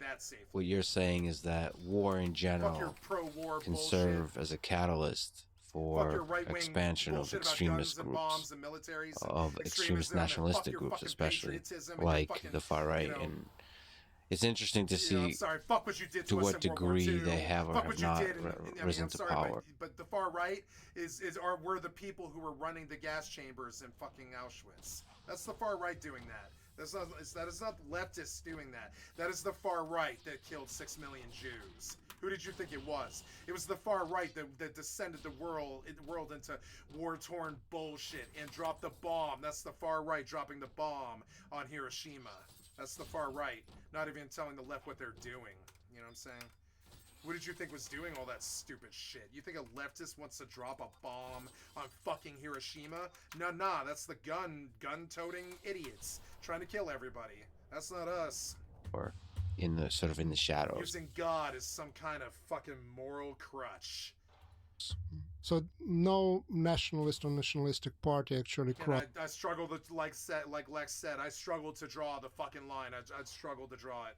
I think you guys like war. I think you like death, and I think you want guns and bombs to be our main, like, way we suss everything out. And it's sickening to me, you know. And I'm done after watching 40 years of in fucking country, like fucking American foreign wars and all this stupid shit. After watching it for so long, you'd have to do a lot to change my opinion on it. I consider my own country to be like the worst warlike culture in the world. I'm not happy with that. Crossed the barrier to get all of our Americanized media is war torn. All of our media is violence torn. You know, it sucks, but I mean, like all of it is gun violence or some other form of sword violence or something. All of it almost is that. Very seldom is it anything but that. And I'm sorry, but I'm just kind of done with it. All that war. hundreds of years of war that you just seem to want to go right back into it, like you're bored of being peaceful and productive, and I don't really think you are. Into the parliament. Yes. So Ukraine is the country where there is no right or far right in the parliament. Yeah, fuck that, right? Notice I went to go look at what the Google said, not what this guy said, before I believe what he says. Because I'm like, I don't know about this one. I want to hear what Reuters says about that. And I did. I went and checked it, what the wiki says. Because it's like, yeah, like, it would make sense. In a war-torn country, the far right won't do well. They're the ones who put the country into the war. Sorry, is that wrong? Name a war that America's been in the last 200 years that wasn't started by, well, Republicans, or the Republican Party before it switched places with the Democrat Party. Before it was the Democrats, right? The Democrats started the slavery thing. They started the Civil War. They were the Republicans before everybody decided to trick the whole country and switch places, right? And so then, around like the 1900s or so, the Republicans were the pro-slave, anti-black, pro-war, anti-abortion, like pro-foreign war, pro-oil dependency, get bigger, empirical, conquistadorialism, right? That'd be your right wing. That's your right wing now, but that used to be. I mean, it's never been the left wing, but it's always been like the Republicans, except for when they switched parties, because that used to be the Democrats. The Democrats used to push all that, No, but I mean, around the 1900s, they switched places for some goddamn reason. I've never understood it. Nobody did. And so now the Republicans are pushing all the wars overseas and everything. And it's goddamn stupid. And they get what they want, too. Every time there's some fuck up overseas, we're expected to go play Captain Save-A-Ho. Nah, get your right-wing goddamn idiocy the fuck out of here. I'm sick of your fucking defense budgets. I want to go to space. Get your retardation the fuck out of here and wake up now. Yeah, that's coming from a woke. You know what I'm saying? Wake up now. You know what I'm saying? Your wars in the cave have set us back so fucking badly. Then, yeah, big surprise, there's no far right in Ukraine. Because, yeah, we all know where there's far right, there's war. And I mean it. You can never say me or anything to me to change my opinion on that. Where there is far right, there is war. Certain war. Where there is far right, there is certain war to be had. Parliament. We can't say that about Germany. We can't say that Certain about France. war. So that's just one more way to stress this unique place of Ukraine in that sense. And the year 2019 is the year already of the war. Yeah. The war started in 2014 Here we are, we're due with again. the annexation of the Crimea. The front line was near Donbass. All these groups are fighting there. So Ukraine, maybe not to a degree that it is now, was already on the war footing, and yet the right party couldn't get more than 2%. Couldn't get more than 2% because we all know who put us in all those shitty wars with Russia and America and China, all this stupid shit, right? Afghanistan. We all know who put us in those fucking wars. It's the far right. Go Google if you don't believe me. Every war started in America for the last 200 years. Far right. Nobody wanted it. Nobody wanted World War II. Nobody wanted World War I. Far right got us in. They did what they had to do with the Lusitania, Pearl Harbor, and 9/11 and shit to make sure we went to war because the country won't do it. We don't want your war. We don't want your far right war overseas. Nobody never did, never will. And so they do whatever they have to make the public fucking accept it. Accept that we have to go to war. Just accept it, bitch. Just spread them and take it. We have to go to war because the far right says so all the time. We have to go to the war all the time, all the time. Don't forget about war, War is always there. This elemental will kill me if this fucking tiger will not kill this eye. Please kill the eye. Oh my god, just do something. Kill the eye. Kill the eye. Is the elemental on me or him? He's on it. It's on him. So...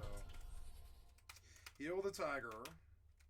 I've got Utsasemi up. I'm going to sit. The tiger will probably kill the bad eye in time. It will. But it's going to draw the elemental to me, which will kill me. So I have to pay attention here. And of course, EvE is stressing me. Right to the second. Right to the second. Here we go.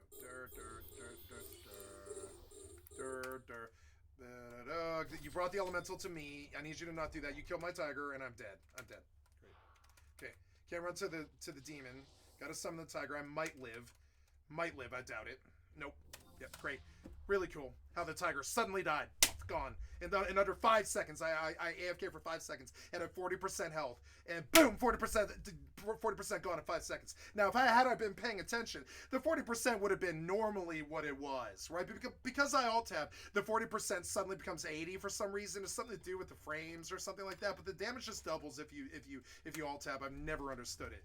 But like, trust me, if you were to stand there and watch the tiger tank 2 mobs for 40% of his health bar, it would be a good 2.5 minutes. But since I alt tab, it was immediately reduced to 4 seconds. 4 seconds. I counted it too. I counted the 5 seconds that I alt tab to go do the fucking shit that I needed to do, and boom, dead inside of 5 seconds. I've never understood how they wire that into their code, but they do. It's like fucking crazy. I just suddenly take double the fucking damage the second I alt tab. Never understood it. Never understood it. I don't really get it. It's weird because the frames are being reduced to 20, not being updated to 120, where I suddenly take a bunch of damage because the frames went up or whatever.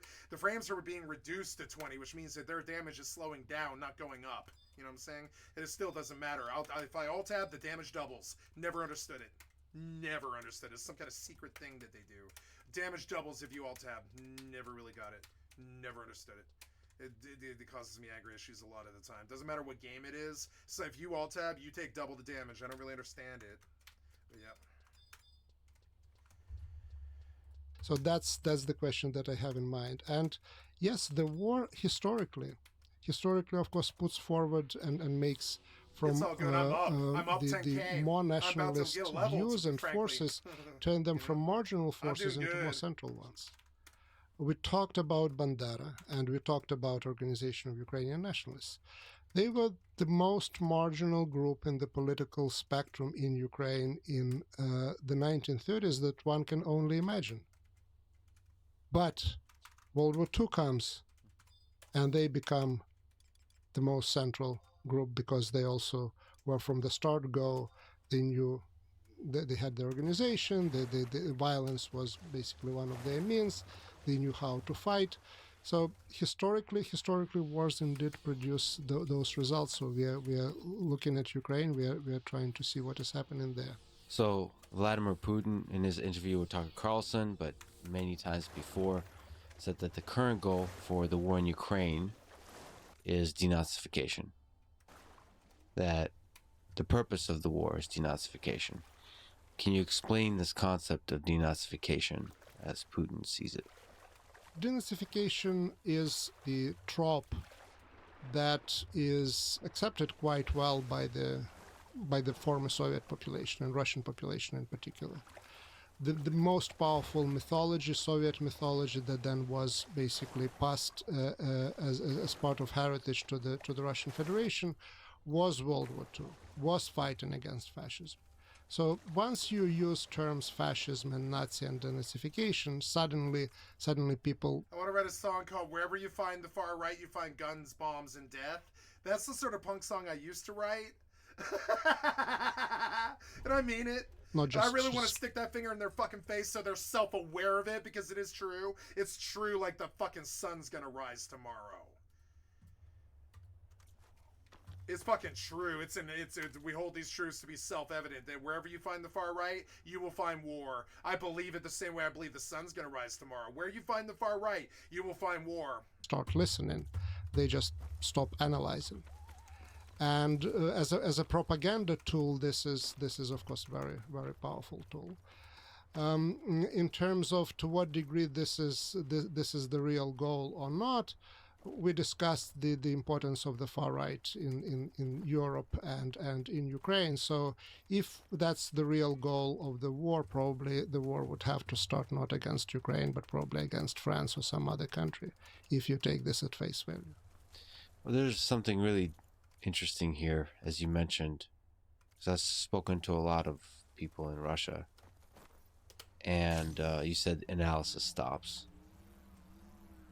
In the West, people look at the word denazification and look at the things we've just discussed and kind of almost think this is absurd. But when you talk to people in Russia, maybe it's deep in there somewhere the history of World War II still reverberates through maybe the Goddamn fears, right. It maybe the reverberates in pride. my heart every day. We're due again, and it's the far right that'll take us there. Fucking makes me sick. Like, Jesus Christ, and if we do not learn, we are fucking, like, we are doomed to repeat it. They want war. They want war overseas. They want war with China and Russia. I do not want that. That is fucking sick and profane and fucking foul. Are you wicked? You know what I'm saying?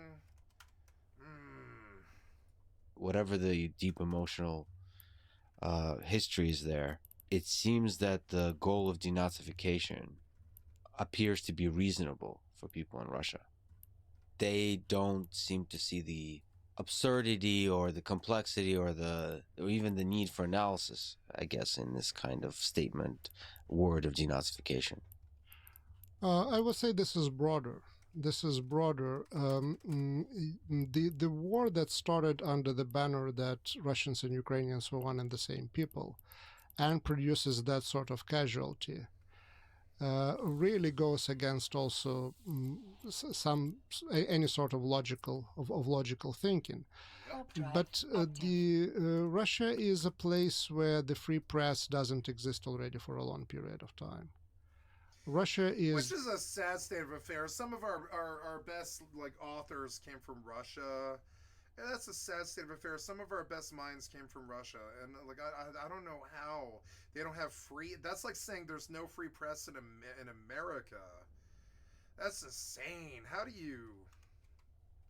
The place where there is an echo chamber to a degree. And as war started first in 2014 and then all-out war in 2022, I came across a lot of people on the personal level, but also in the media, reporting that they really can't find common language with their close relatives in Russia.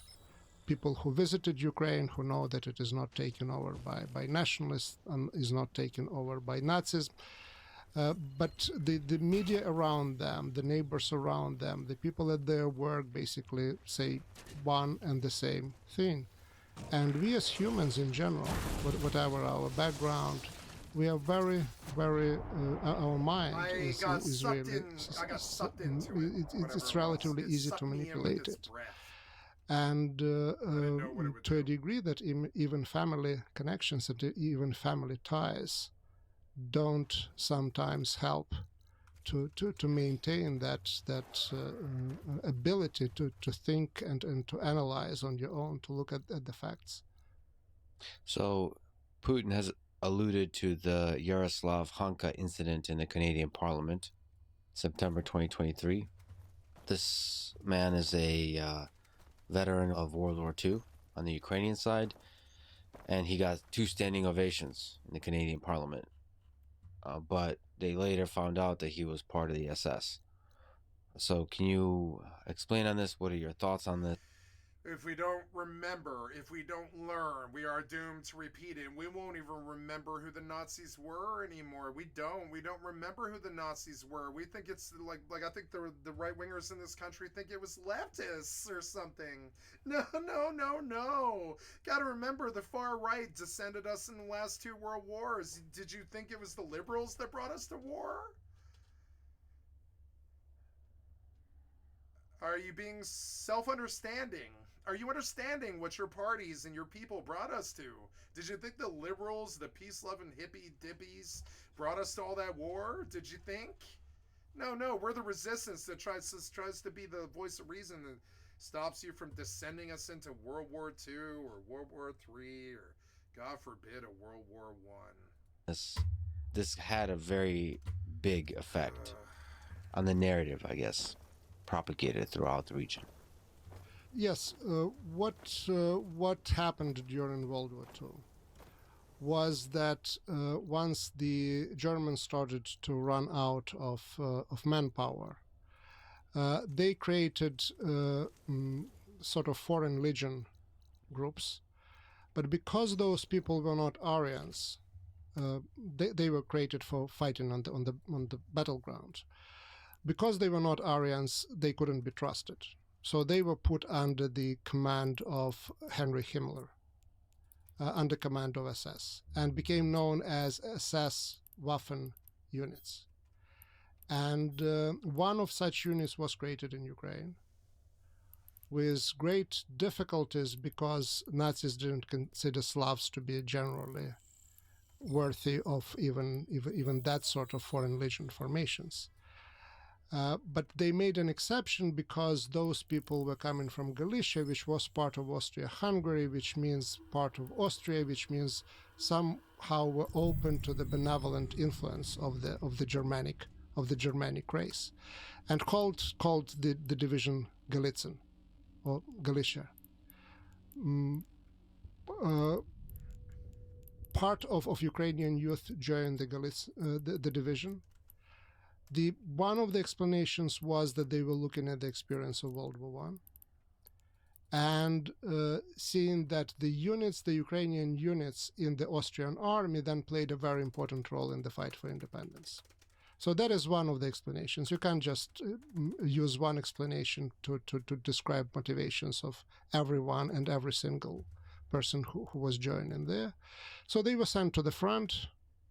They were defeated within a few short days by the Red Army, and then were retreating through Slovakia, where they were used to fight with the partisan movement there, and eventually surrendered to the British.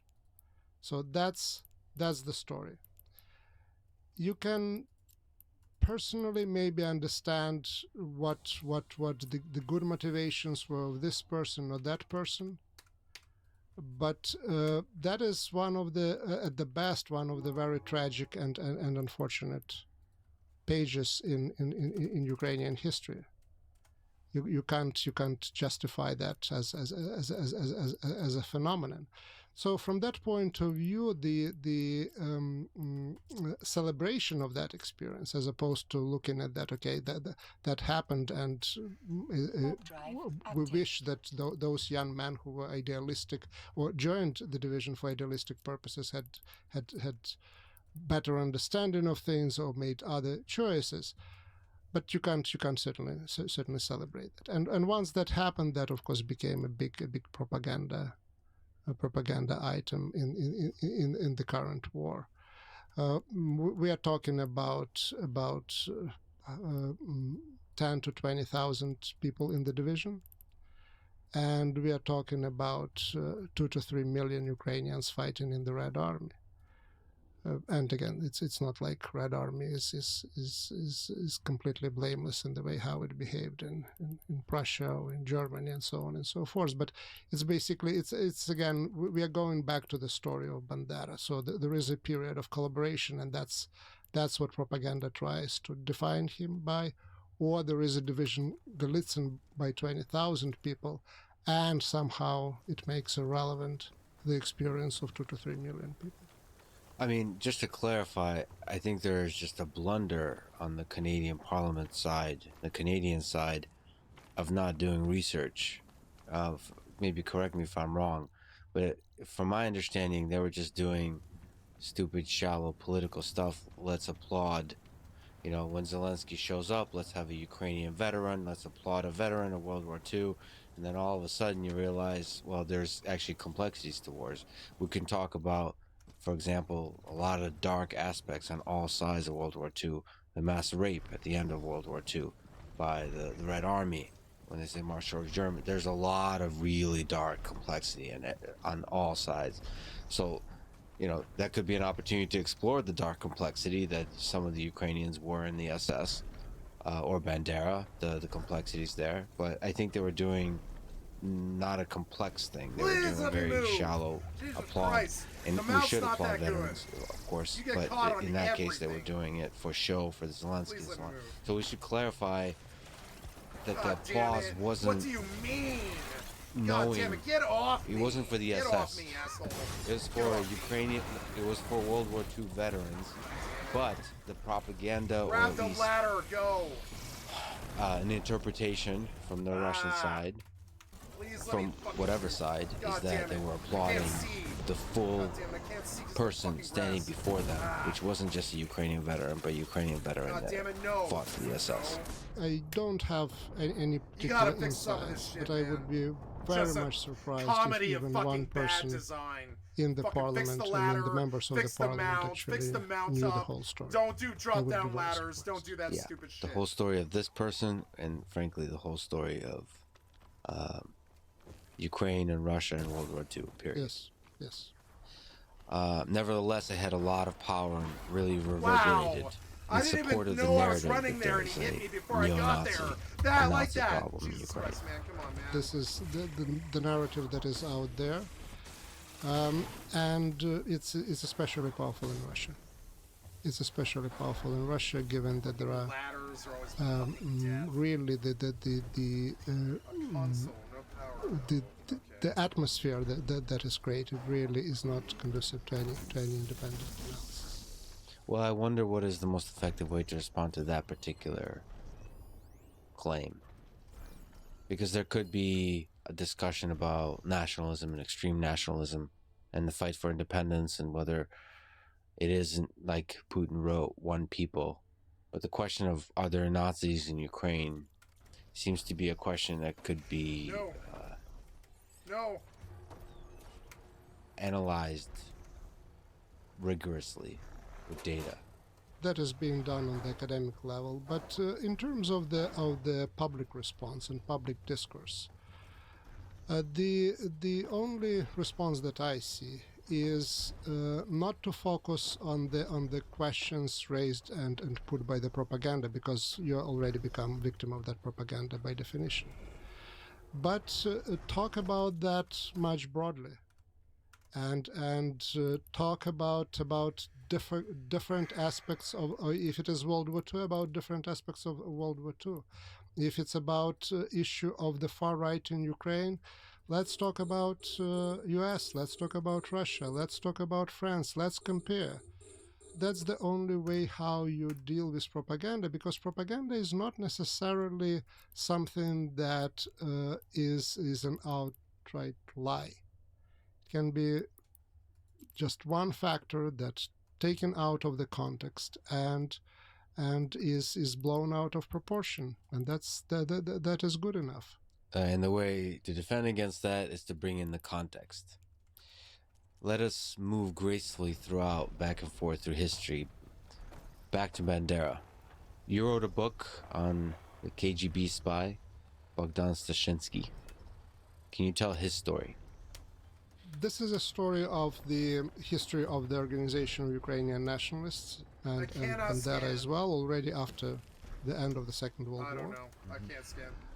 Because what you got after the Second World War, so imagine May of 1945, the Red Banner is all over Reichstag, the Red Army is in control of half of Europe, but the units of the Red Army are still fighting the war, and not just behind the Soviet lines, but within the borders of the Soviet Union. And this war continues all the way into the early 1950s, almost up to Stalin's death. The war is conducted by the Organization of Ukrainian Nationalists, which have a Ukrainian insurgent army, and the government tries to crush that resistance. So what it does is basically recruits local people to spy on the partisans on the underground. And Bogdan Stashinsky is one of those people. His family is supporting the resistance. They provide food. His sister is engaged with one of the local commanders of this underground unit.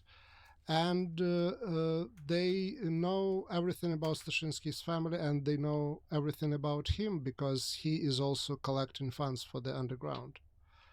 So they have a conversation with him saying that, okay, that's what we got, and you and your family can go to prison, or you help us a little bit. We're interested in the fiancé of your sister, and we want to get him. And Stashinsky says yes. And once they round up the fiancé, he basically betrayed a member or almost member of his family. He is done. He can't go back to his village. He can't go back to his study. He was studying in Lviv at that time. So he becomes, as I write in my book, the secret police becomes his family. And he is sent to Kiev. He is trained for 2 years, sent to East Germany, into Berlin, and becomes an assassin. So they sent him across the border to Western Germany, to Munich, which was the headquarters of different organizations, anti-Soviet organizations, Ukrainian and Russian and Georgian and so on and so forth. And he kills 2 leaders of the organization of Ukrainian nationalists, one editor of the newspaper, and eventually he kills Bandera. He does that with the new weapon, a spray pistol, that eventually makes it into the Bond novel, The Man with the Golden Gun. And that whole episode is a little bit reshaped, but it is not in the film, but it is in the novel itself. And then later has a change of mind under the influence of his German fiancée and then wife. They decide to escape to the West, and while they're doing that, they discover that their apartment was bugged, and probably the KGB knows all of that.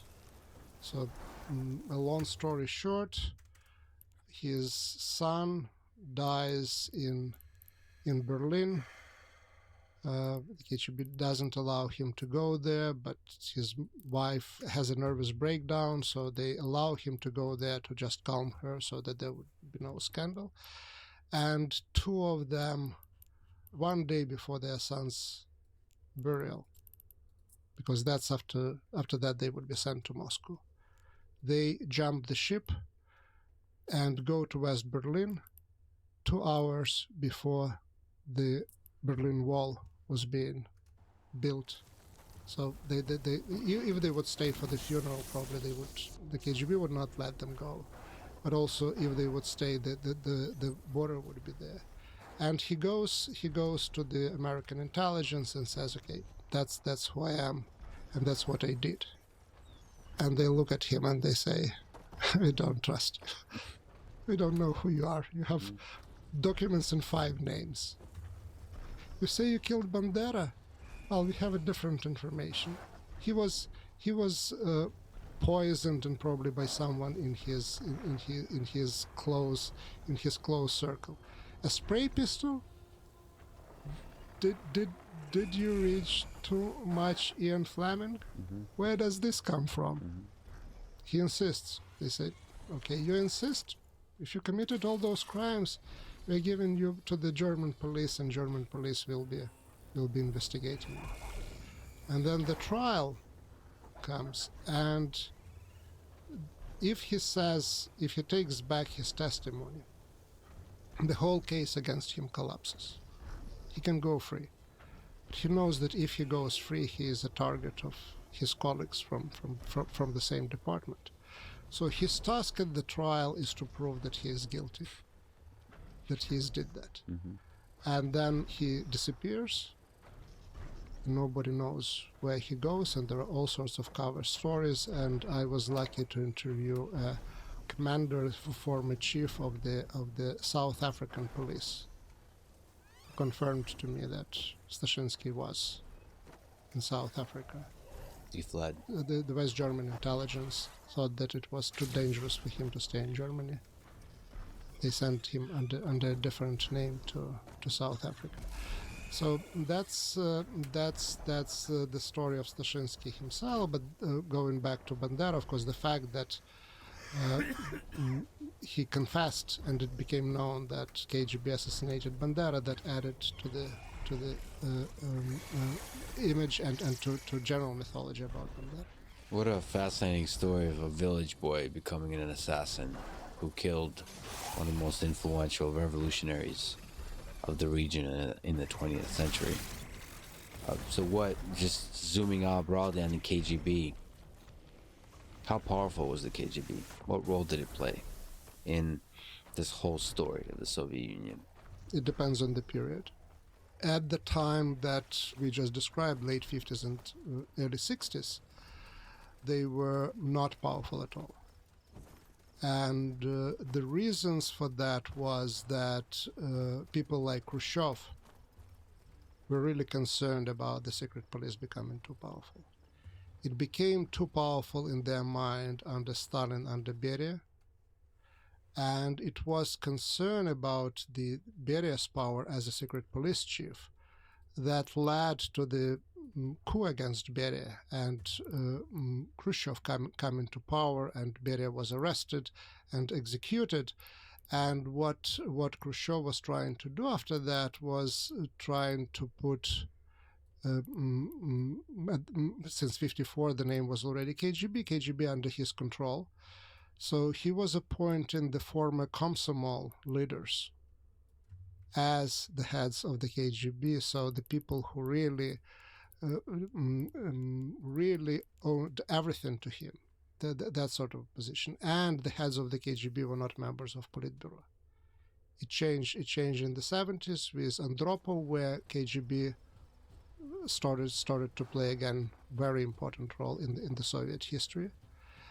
And let's say decisions on Afghanistan and the Soviet troops marching into Afghanistan were made by the, apart from Brezhnev, by the trio of the people who are not, would be called today Siloviki, maybe, or not all of them were Siloviki, but one, of course, was Andropov, the head of the KGB, another was the Minister of Defense, and then there was Secretary in charge of the Military-Industrial Complex, the Minister of Foreign Affairs. So, but the head of the KGB became really not just the member of Politburo, but the member of that inner circle. And then the fact that Andropov succeeds Brezhnev is also a manifestation of the power that KGB acquired really after Khrushchev in the 1970s and then going into the 1980s. Who was more powerful, the KGB or the CIA during the Soviet Union? Ah! Use the glider when I tell you to! Piece of shit game! Use the glider!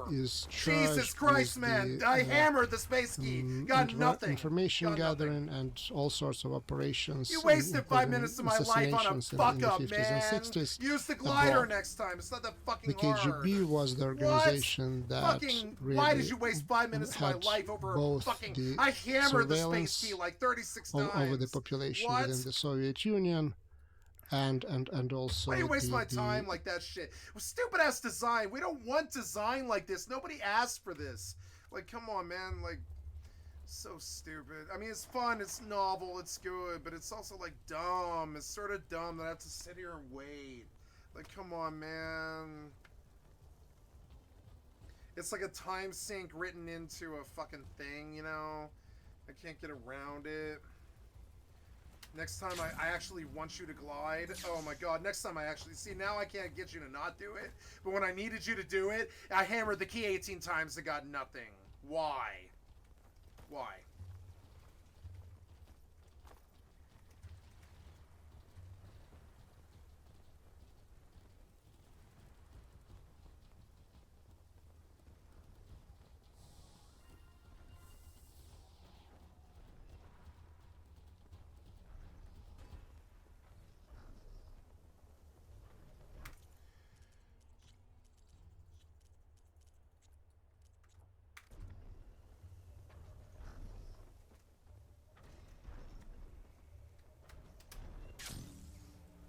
Yeah, not even close. I don't get it. I don't understand. I don't know. You're gonna force me to do this stupid shit, I guess. I see. Alright. Let's go do your stupid shit that isn't fun, that doesn't really fucking, like, isn't really a good use of my fucking time. Let's go fucking do your poor shit, I guess. That I don't want to do. You know? You and your stupid ass video game puzzles piss me off so bad. Just takes away from the combat. Sky looks good. Sky looks really good. But yeah, please don't do stupid shit like this anymore. Nobody cares about this stupid shit. Come on, man. Just a waste of time, really.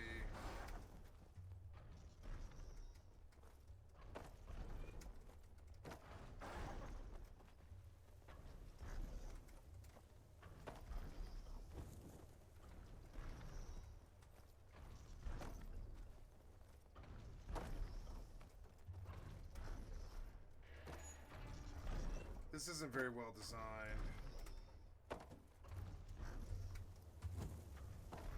Like, what? Where is it that you want me to go? I don't see this shiny thing that I saw from the rock. Like, I'm on the opposite side of the rock is why. God damn it. I was standing on the fucking rocks. Your puzzles are dumb. Your puzzles are goddamn dumb. Like, come on, man. I don't know. Yes. Yeah. What is this for? Like, it doesn't make sense. Like, I was looking, and over on the other side of this, there was like a shiny panel right down here, and I can't see it from any of the angles. And it's like, why? Why would you design like this? Where the fuck is it? Why would you waste my time with this stupid ass shit? Why do you waste kids' time with this stupid ass shit? It's not good. It just doesn't inspire brainwaves or anything or make us smarter. Just waste our fucking time. Why do you do this stupid shit? Like, come on now. It's not like I'm not smart enough to get this. It's that I can't read your fucking mind. I don't know what you want from me.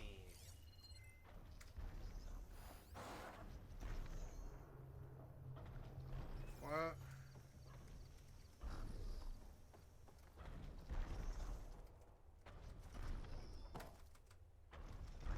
God damn it. No. Where's the panel that I need? It's right there.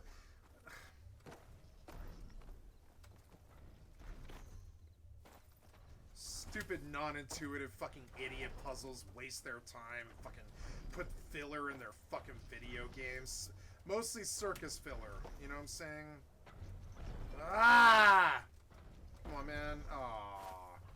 Couldn't you have designed this better? Come on, man. I don't know where you want me to go. Like, I can't read your mind. Come on now.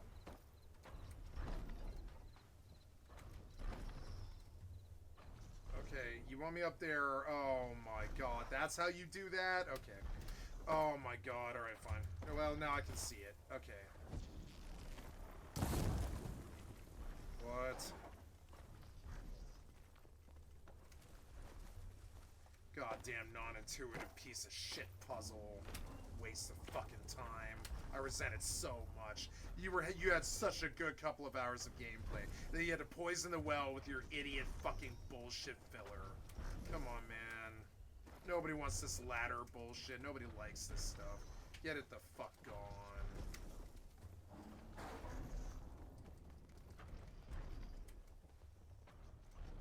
Ah! Why did you just fall off of it? You know I was trying to go down that ladder. I even hit the left shift. Come on, man. I think some of your controls have issues, too. Like when you wouldn't glide, you know? Come on, man. You're wasting so much of my time with this stupid, painful horseshit. Come on. You and the triple anus sucking dick all day, and here's me making fun of you right to your fucking face over it. Come on, man. Ah! You did it again! Don't do it again! You think I did that again? I didn't do that again! You failed again! You failed again! Jesus Christ, design that better or don't do it at all. One or the other. Why do you fucking do this stupid ass shit? It's like all the dumbass bosses in Elden Ring. You have to poison the fucking well. You have to poison the well. Come on now. What? This was so badly designed. Don't do shit like this ever again. Come on, you poisoned the well so bad with this stupid shit. Don't do this shit again. You're not good at it. It's not fun. Whatever generator powers this dish, what are you talking about? You made it harder than it already was? Come on, man. Where do I go? Oh no, where do I go? Tell me where to go. I can't read your fucking shithead mind. Come on, why do you design like this? This stupid ass shit sucked dick in the year 2000. Why are you doing it now? Well, you fucking poison the well with this stupid ass shit, you fucking idiots. Stop doing stupid shit like this. Stop doing stupid shit like this. Even kids wouldn't even find this fun. This stupid shit. Come on, man. Fucking stupid fetch quests with no point, wasting a bunch of time for no reason. Come on, man. Do better with your fucking design. Don't ever do this to me again. I have no patience for this stupid Far Cry bullshit. Fuck your Far Cry bullshit, triple anus asshole. Fuck you. Wasting my fucking time with this horse shit. Come on now. What are you doing? You know I'm climbing the ladder. Don't jump off it.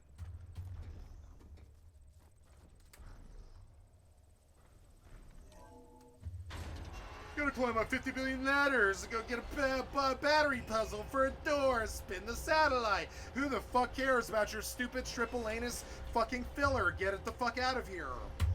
Like, no one cares about this shit. But this probably took you so long to do. This probably took you so long to do as well. It's misappropriation of your money. You should never do this again. Nobody wants horse shit like this. Stop doing it. Ah, damn it. What are you doing? I don't even know. Can't this end now? It's been goddamn 40 minutes of this stupid shit. Let's go. Ah! Jump right.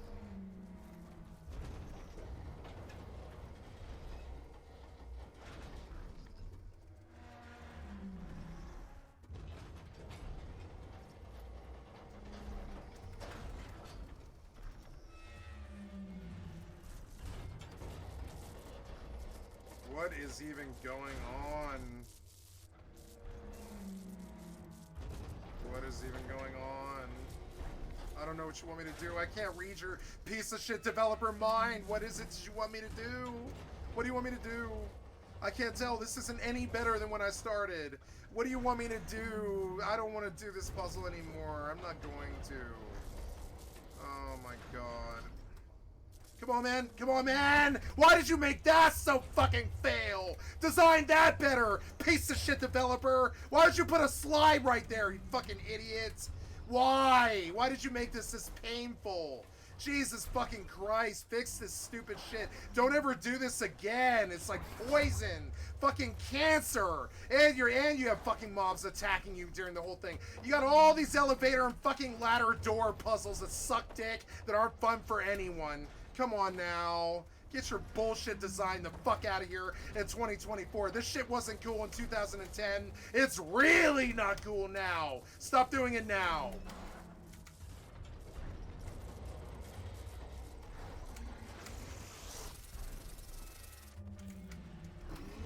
Stupid waste of time bullshit.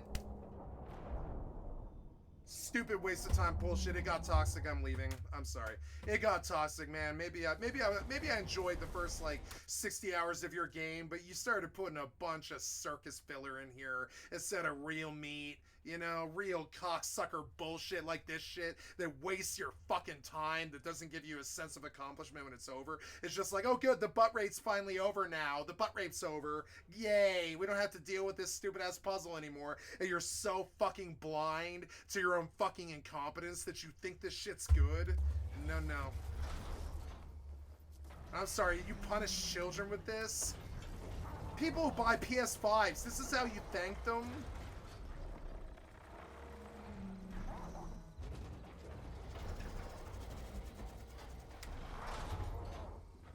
Okay, so this was a great puzzle till you get to this point where it suddenly looks like you stop bothering to even design it. See how it looks like you stopped designing it? You didn't even like do the graphics or anything. You just stopped designing this entirely. And I have no idea what you want from me. There is no fucking clue. That's what it was? Oh, come on. That's what it is? No, that's not what it is. Oh, yeah, it is. You're stupid. You're stupid. Don't ever do this stupid shit again. Don't ever do this stupid shit again. Don't ever do this stupid shit again. This was so stupid. That was the solution to the fucking puzzle. Fuck this shit. I'm so glad it's over. Fuck this horrible shit. Is it over finally? It's been fucking 45 minutes of butt rape fucking torture. Let's go. Get it the fuck out of here. I'm sick of your bullshit from 2004. Stop fucking putting in the game. God damn it. What's your problem now? I can't aim upwards. So why would you do this? I can't aim upwards. So why would you do this? Oh no. Yeah, jump.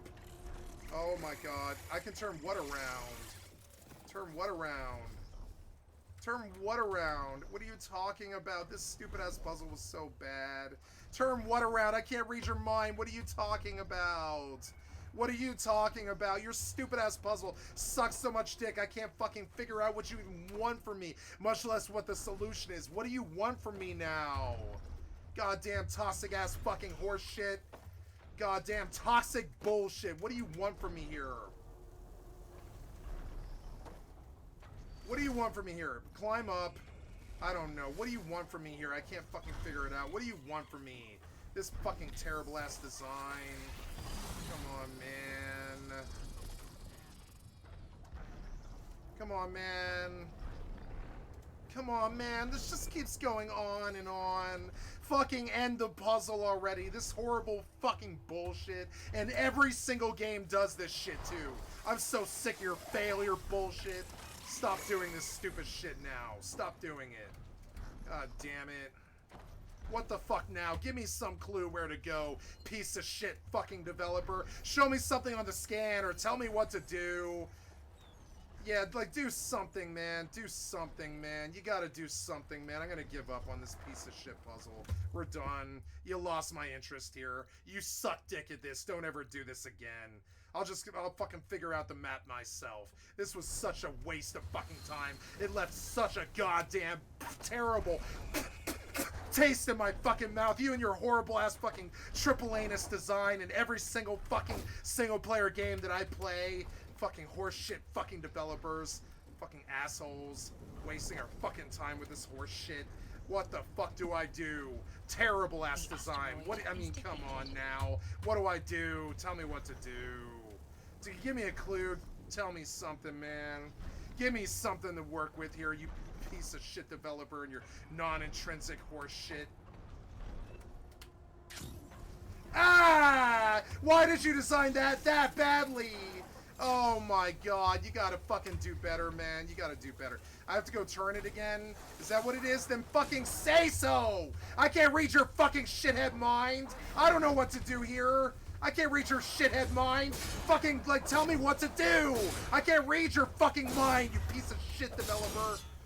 Piece of shit developer, I swear to God. Stop doing this stupid non-intrinsic shit in 2024. I'm fucking sick of you. I'm sick of you fucking up. I'm sick of you fucking up with that horse shit. I'm done with it. Yeah, we're done with this puzzle. Goodbye. This was way too fucking toxic. Just get me the fuck out of here. Oh my god.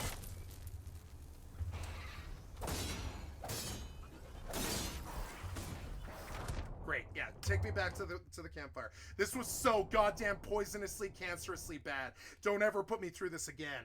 I'm not gonna do any of your discats the entire fucking game. This was fucking horseshit, and you know it. You fucking know it. You know it is. Goddamn horseshit, fucking worthless puzzle with non-intuitive bullshit. Doesn't even make sense. No hints, nothing on the scan. Suck my dick with your worthless fucking puzzle. If I could, I would ask for a refund right here. Fuck your worthless fucking puzzle. Fuck your worthless puzzle. Worthless bullshit, triple anus puzzle, wasting our fucking time. Totally unsolvable, basically, by the public. Totally fucking shitty and stupid. Why do you waste your time doing that stupid-ass fucking inane bullshit? Stop doing that inane bullshit. Stop doing it. Fuck's sake, man. Cancerous-ass triple anus. Operations abroad and its members. I'm sorry. Sorry for all the rage, guys. I don't stick my hand up my own fucking ass to start designing puzzles like them.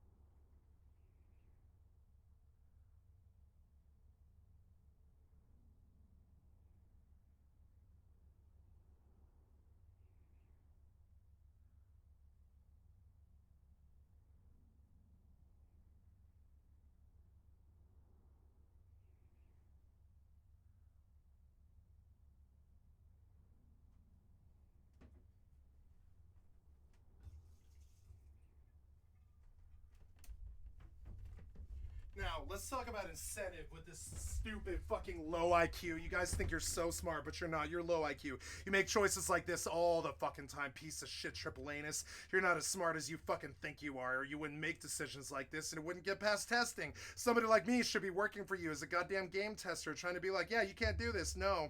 The answer is no. I won't work for you if you do this. No. Like, trust me, like, the answer is no. You can't be putting toxic-ass puzzles in your fucking Final Fantasy games and your Horizon games like this anymore. Stop putting toxic ass puzzles in your worthless ass games. Stop doing it. Nobody likes them. You know, I went to go look at something about how many people were actually playing this game, and I realized that I am in the top 1% in terms of achievements, and I've got to be the slowest motherfucker here. And that really, it says a lot about what they're willing to do and what they're not willing to do. I think they're aware that you kind of Far Cry'd this title, and I think they're a little scared of it. I think your Far Cry horse shit with climbing some fucking tower to go unreveal the fucking map from Far Cry 3 can suck a fucking dick. I didn't like it back then, and I won't do it now. No. Well, it's I mean it. I'm not ever coming back here. I'm not coming back to that fucking place ever again.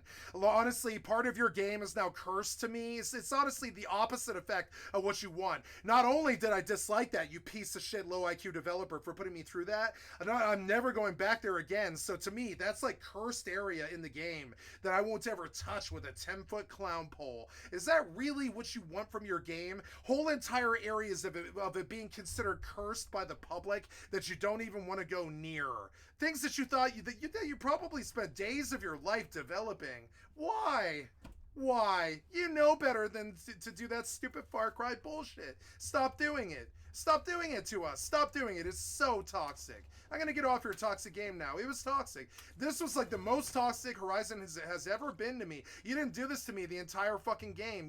The entire first game, you did not do this all toxic like this. This was toxic. That shitty puzzle was so loser and fucking cashed, like phoned in. It was a phoned in puzzle that sucked dick and was way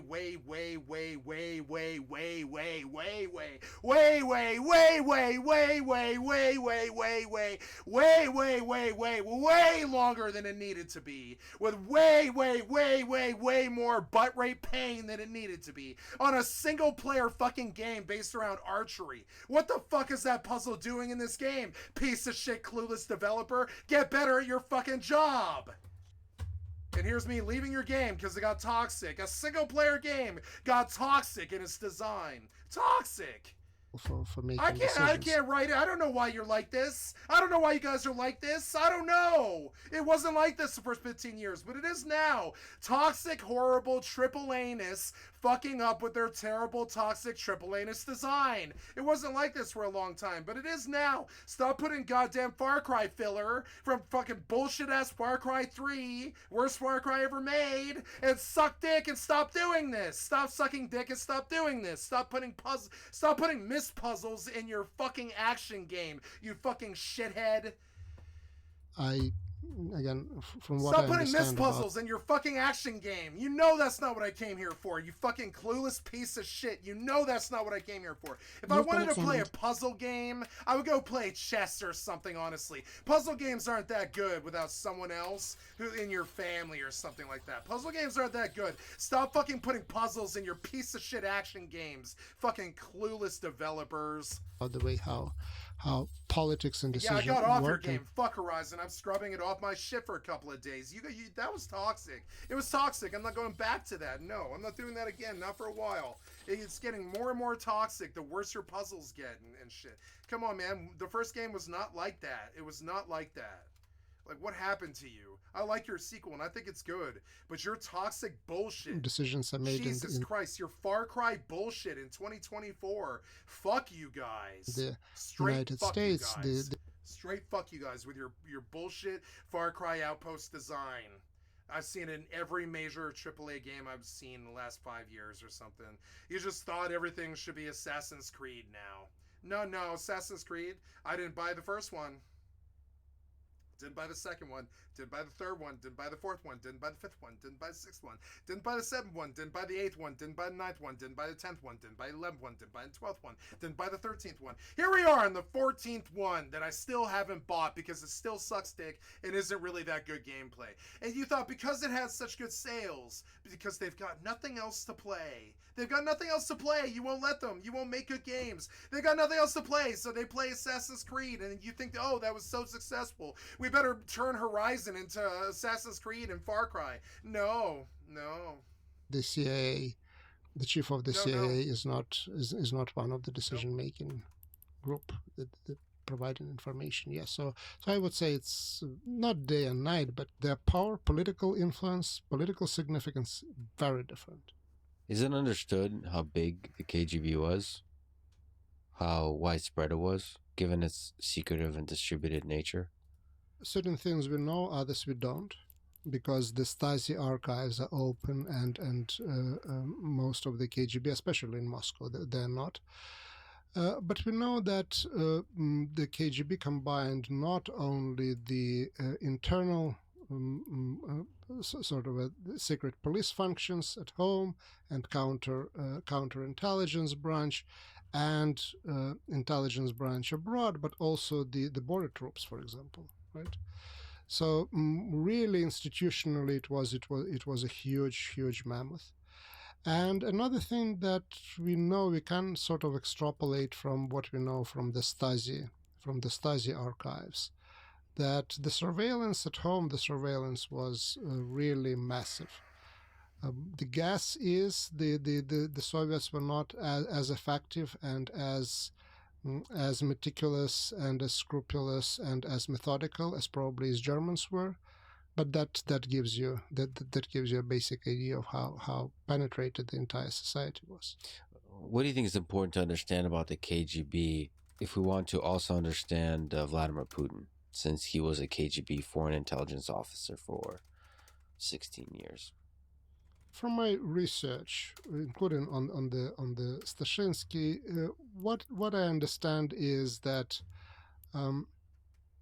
in KGB, and it was a powerful organization, again less powerful in 50s and 60s, but still very powerful organization.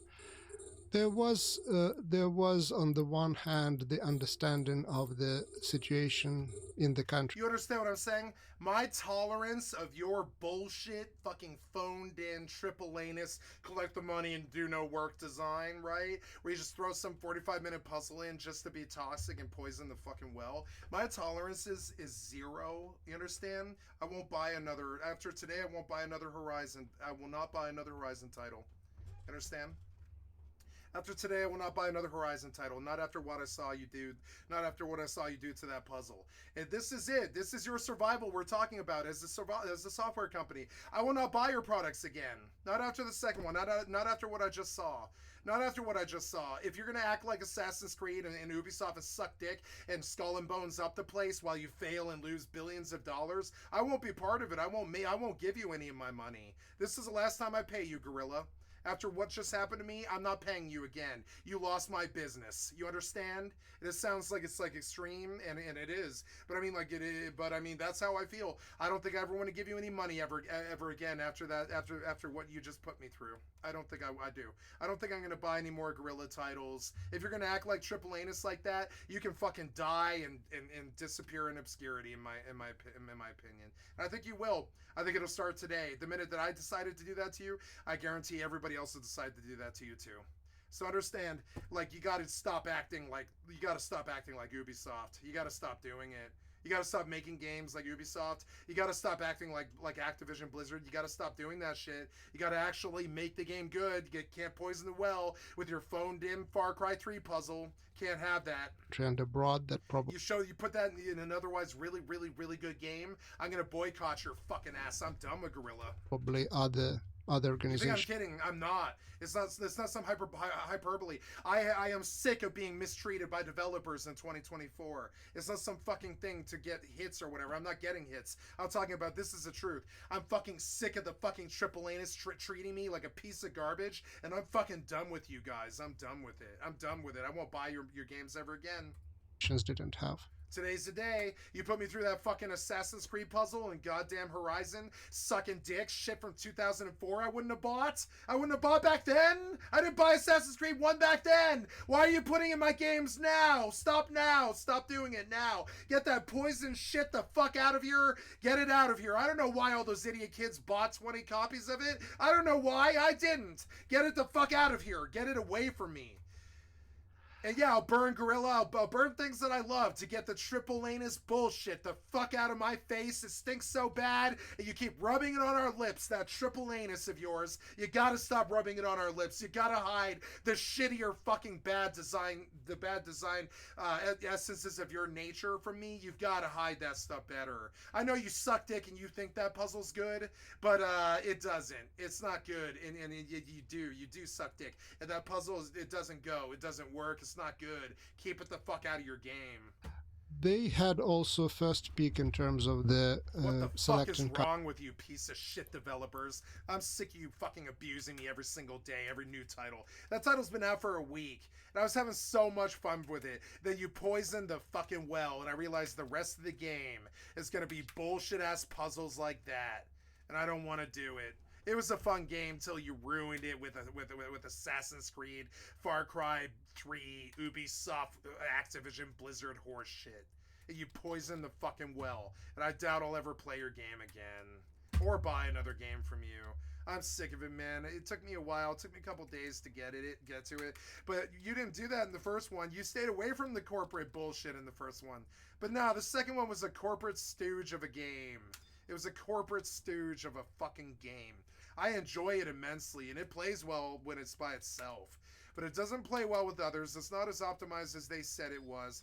Like, it's not as... And on top of it, you poison the well with all those horseshit, worthless puzzles that mean nothing, that just waste time, and are literally, like, I think in some ways should be considered almost war crime level of misappropriation of time, effort, and resources. You sit around and design these worthless-ass puzzles that no one wants to waste our time so you can sell us big $60 titles or whatever and try to pull your $1 billion really fast or whatever.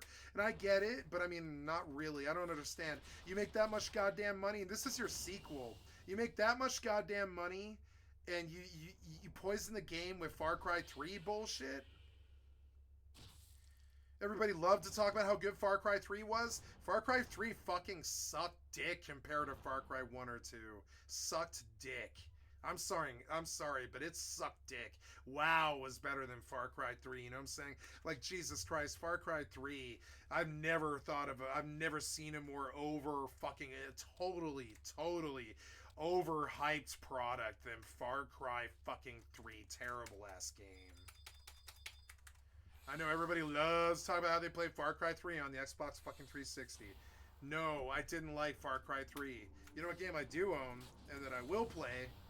Far Cry 2. Yeah, Far Cry 1 and 2.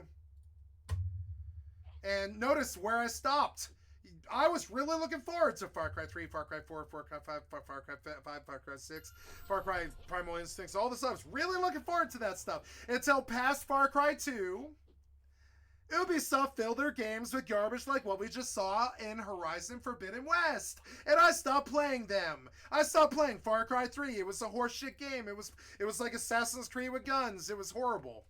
It was fucking horrible. And I didn't buy Horizon for that terrible ass puzzle. You know what I'm saying? I didn't buy Horizon for that shit. Why did you put it in your fucking game? Why? Why are you that dumb? I'm thinking now that software developers actually might be some of the lowest IQ people on the planet. With the mistakes that you guys make, you build these billion-dollar fucking empires off Horizon Forbidden West, and then you throw it all away on some triple A-ish shit? You had to be low IQ. How could you throw away $1 billion like that? And yeah, they universally panned your game. They did. I didn't believe them. I do now. You Far Cry 3'd the motherfucker. You Far Cry 3'd goddamn Horizon Forbidden West, and it makes no sense. Horizon Zero Dawn wasn't like that. There wasn't really any puzzles like Far Cry 3 and Horizon Forbidden Dawn, but there is in this one. There's terrible ass fucking shit in this one. Terrible triple anus bullshit. Fucking bullshit. You know what I'm saying? At this point, I'd rather play Far Cry 2 than your brand new game, Horizon Forbidden West. I'd rather play Far Cry 2 because I know that there's like the least amount of fucking poisoned triple anus bullshit that you've ruined the industry with. And I'm so bitter about it. Like, by the age of 26, it was fairly easy for me to attempt suicide because I knew you wouldn't make any more good games. I knew it. I knew when you know, when WoW died. I knew when WoW died that you weren't going to make any more good games. You were just going to poison and choke us with your poisonous fucking poisoned well game. It's like a well that you poison. It's this wonderful well full of beautiful water that we need to drink for our fucking lifestyle. And then you poison it with your Far Cry 3 cocksuckery. Fuck you, cocksucker, and your cocksuckery. Like, straight up, fuck you and your triple anus bullshit. I believe this is the last triple anus single player title I will buy for like 5 years. I think you have poisoned the well for me, and I'm really fucking angry with it. I was really enjoying Horizon till Far Cry 3 reared its goddamn ugly face in it. You understand me? I'll never spend another cent on a Guerrilla product, online or otherwise. I don't care. You understand? You poisoned the well with that stupid shit. And I don't know why. Why? You didn't do that to your first game. Why did you do it to your second one? Because you got money? Cadres. The work in the KGB was well paid and considered to be very prestigious. So that was part to a degree of the Soviet elite in terms of whom they recruited. And they had a resentment toward the party leadership. They didn't allow them to do James Bond kind of things that they would want to do because they were political risks. After this scandal with Stashinsky, at least on many levels, the KGB stopped the practice of the assassinations, political assassinations abroad, because it was considered politically to be extremely dangerous. The person who was in charge of the KGB at the time of Bandera assassination, Shelepin, was one of the candidates to replace Khrushchev, and Brezhnev used against him that scandal abroad, eventually to remove him from Politburo. So the KGB was really looking at the party leadership as to a degree ineffective, corrupt, and who was on their way. And from what I understand, that's exactly the attitudes that people like Putin and people of his circle brought. You know, it makes me feel good to make decisions and boycott in the depth of my industry. I'm watching my industry die live in real time as the triple anus kills it, and it makes me feel a lot better that I said something. You know what I'm saying? I think in 5 or 10 years, I'll still be playing these 3 games because they aren't going to make any more good games, I don't think. And I really hate them. I think they're choking and fucking and raping the industry. And I think they're killing it right in front of us. It's like we're up in Sharon Tate's house and we're watching the Manson family kill the video game industry right in front of us. That's literally the metaphor that I'm going to fucking use for this. I'm watching you rape and choke and murder my industry right in fucking front of me with your triple anus mismanagement and misappropriation and time sink and horse shit and gotcha mechanics and all this. And I'm watching you kill my industry live in a real time, and it makes me feel a lot better when I talk about it. I don't care if it's negative. I don't care if it's fucking loud. I don't care if you don't like it. I'm gonna fucking talk about it. You choked and raped my industry until it's dead, essentially. And it's like, come on, man. Come on, man. Brought to power and your games aren't fun anymore. You have to wake up to this fact. Your games are not fun anymore. That was not fun climbing that tower. How much money did it cost you to design that crappy tower? Fuck that tower. You know what I'm saying? Fuck that fucking worthless tower. How much money and time did you spend on that piece of shit? What the fuck? And I mean it. I'm done. I'm done.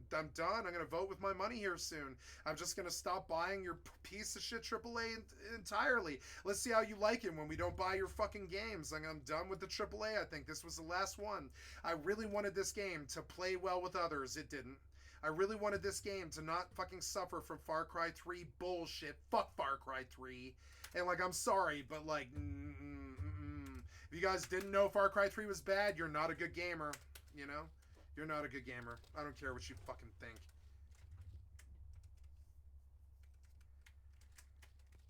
But, like, I'm sorry, but Far Cry 3 ruined the industry. It kind of did. And you guys fucking put your Far Cry 3 bullshit in a good game like Horizon. It makes no fucking sense.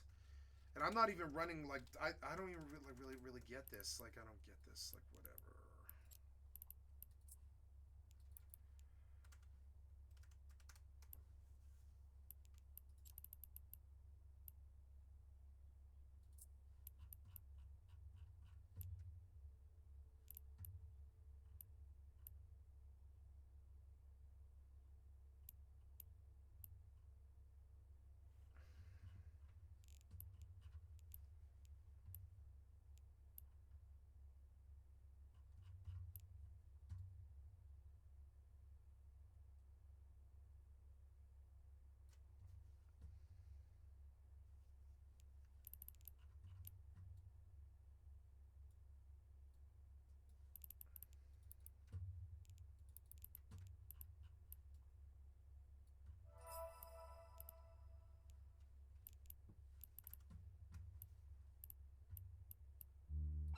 Look at what you killing the industry did to me.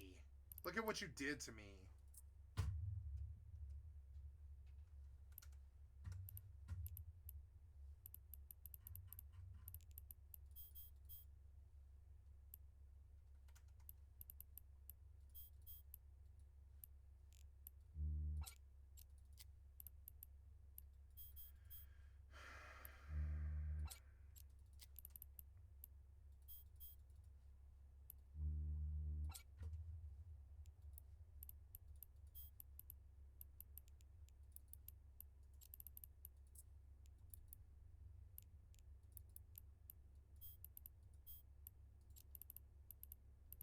You corrupted my industry.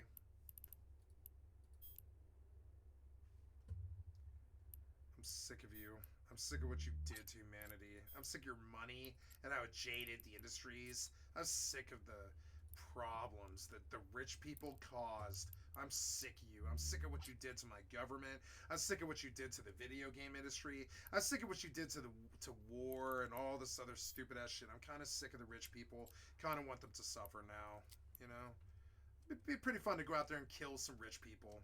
I can have a fantasy about it. I wouldn't ever do it, but I can fantasize about it. I can fantasize about killing some rich people. You know, yeah.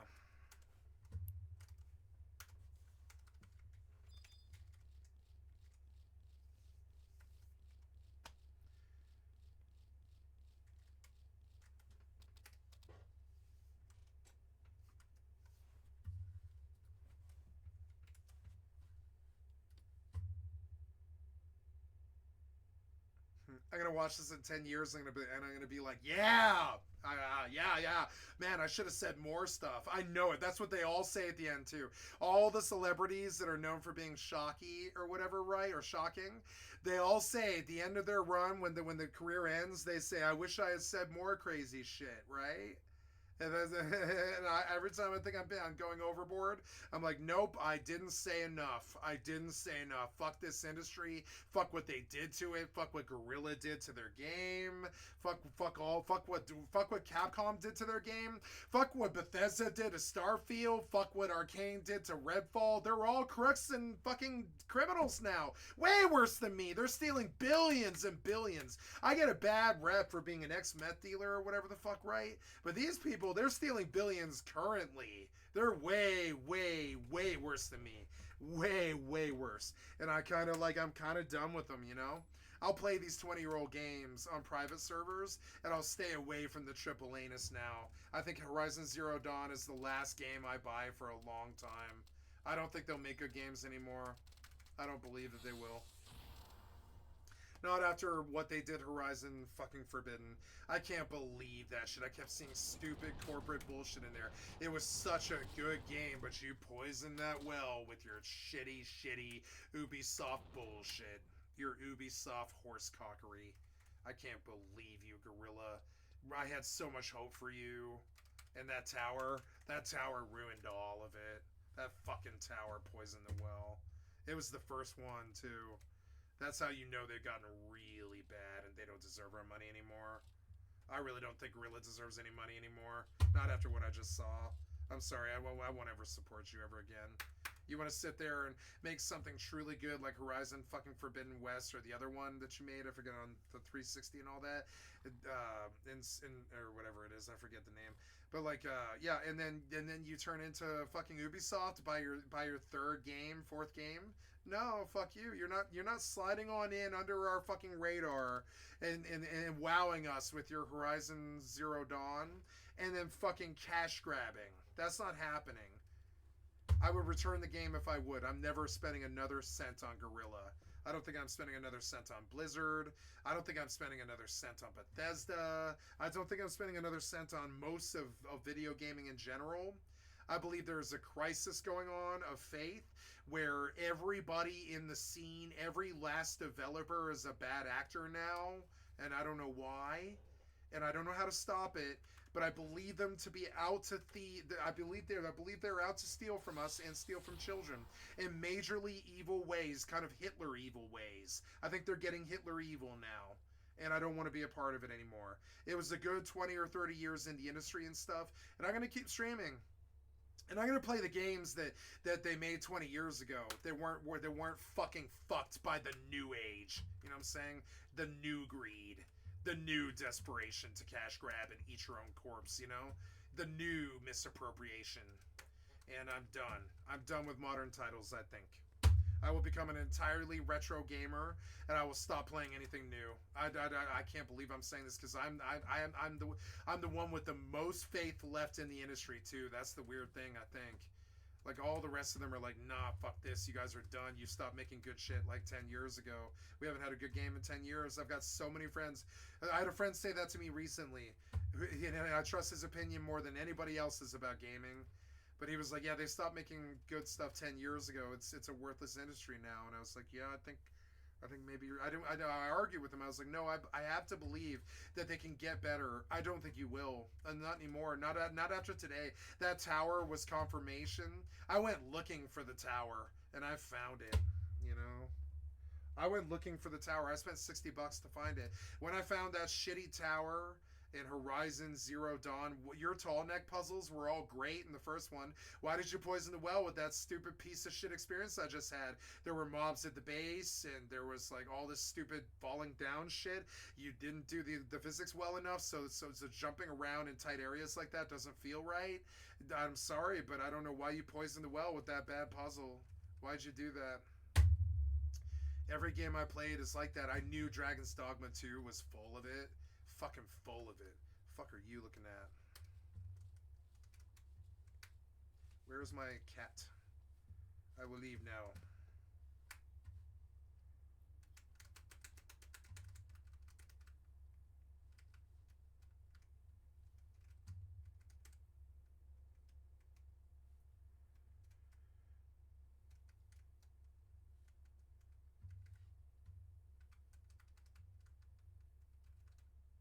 I have my voice turned off because you guys can't get the toxicity the fuck out of your games anymore. The more social contract you do, the less control you have.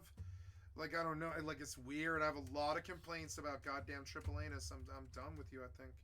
You know? I'll find my place in the underground. The underground is where I find it's where I find my heaven. It's where you find your hell at, you know? Games that actually try to be good, you know? Because that shit, what I just experienced, man... I'm going to try and be more positive about it. I'm going to try, you know? And I'm going to go back to the game. Wait, hold on. There's stupid rules. Fucking developers. Don't tell me what I can and can't do with my game. I'll log if I want to.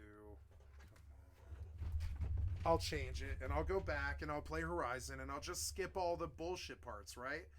It's not that they're worthless losers who are spending billions of dollars to churn out crap filled with Far Cry 3 mechanics, right? It's that I don't know how to avoid the mechanics. I am certain I am certain that the fault lies with me. I am certain of it. You have poisoned the well for too long, and I am now harmed. I am bullied by the industry, right? And I know that I have issues. I know I do. I have issues trusting the developers. I have issues doing the puzzles. I have issues even stomaching them. I know these are all personal issues. It sounds like a you problem kind of thing. It is. It's my problem. It's my issues, But I'm learning that if I give up on them, it doesn't help. It is not going to help. They are just going to keep cash grabbing and fucking us in the ass. So we have to just accept that nasty side of them. And they're going to keep Far Crying 3 their games. And I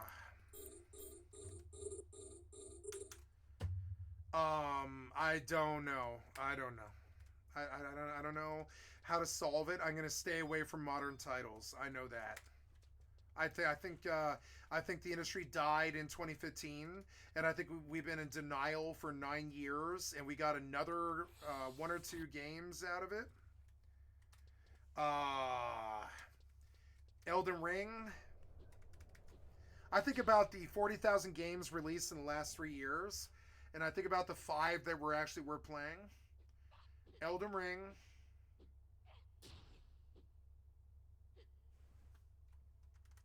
New World.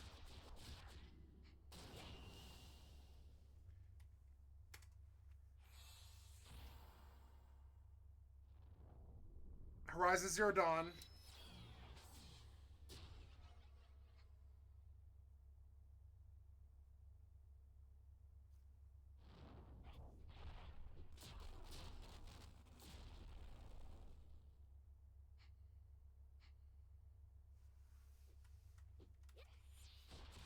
I inherently believe that Subnautica is good.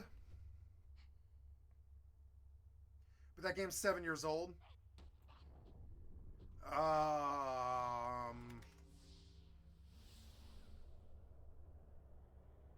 Stardew Valley. You understand I'm struggling to find 5 good games out of the 40 fucking thousand pieces of shit dreck you've released in the last 3 years. 5 games out of the 40,000. I'm really struggling too. Ones that I inherently believe are worth the money. And there's like 5 of them. 5. Fucking 5.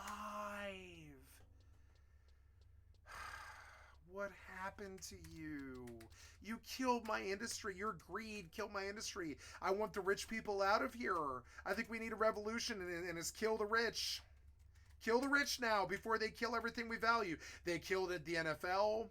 They killed the World Soccer League. They killed our politics. They killed our video games. They killed our music. I can't think of a brand new artist beyond like Billie Eilish or whatever that hasn't been established like 5 years ago or something like that, 7 years ago. They killed music. They're killing everything. They're rich bullshit. They're like rich people are killing everything. And I kind of want them to go. I kind of want to kill them. Kill the rich. Eat the rich, feed the poor until there are no rich no more. Kill the rich, feed the poor, till there aren't no rich no more. I'd love to save the world. Or wait, yeah. 10 years later, save the world. Dun, dun, dun, dun, dun, dun. Dun, dun, dun, dun, dun, dun. Dun, dun, dun, dun, dun, dun. Dun, dun, dun, dun, dun, dun, dun. Everywhere is freaks and Harrys, blanks and fairies. Tell me where is sanity? Tax the rich, feed the poor, till there are no rich no more. I'd love to change the world, but I don't know what to do. So I'll leave it up to you. Population keeps on breeding, nation bleeding, still more feeding economy. Life is funny, skies are sunny, bees make honey, who needs money? Monopoly. I'd love to change the world. Like, I'm sorry, but tax the rich and feed the poor till there are no rich no more is the solution to all of our problems. I pay more taxes than the company Amazon does. I personally, a person on disability, pay more taxes than the company Amazon does. It's time to kill the rich and feed the poor till there are no rich no more. Kill the rich, not tax them. Kill them. Time to kill the rich. I believe it. I've never pushed a violence thing before, and it's actually kind of fun. I don't want to kill the rich. I want them to be taxed until they aren't rich anymore. Tax the rich and feed the poor until there are no rich no more. You know? Simple fucking concept. Took classic rock to get it to us, but I mean, you know, simple fucking concept. Really easy. Really fucking easy. Tax the rich, not the poor, till there's no more rich no more. A simple solution to all the world's problems, including the video game industry becoming so dry and so shitty that I don't even want to be in it anymore, you know? So here's me being a good person and trying again, you know? I'm gonna try again. I know that the rich people have raped the world and killed everything, but I'm going to keep on trying until we get a different result. I believe in trial and error with the bullshit demon rich and all the things that they've done to the world. Raping the children, starting world wars, and, you know, screwing up the video game industry, creating Far Cry 3, and all this other stupid ass shit, you know? And, I think it's time to tax the rich and feed the poor until there are no rich no more. And so if you have more than $100 million, I believe your tax rate should be 99%. And that money should go directly to the Build Back Better plan. Thank God for Democrats or anybody. I'd take it from Republicans too. I don't care. Anybody talking about infrastructure at all should get all of the rich's money to go fix all the world's problems, and then Lahaina wouldn't burn, Horizon Forbidden West wouldn't suck dick, and all the other problems.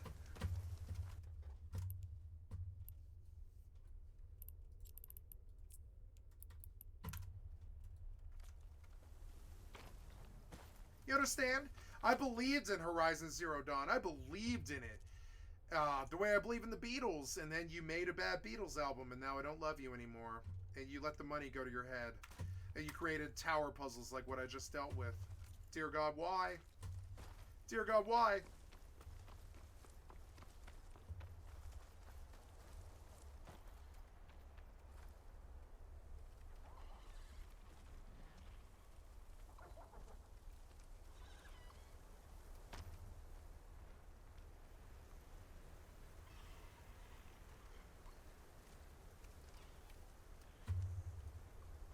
Money? Is that why you did all that?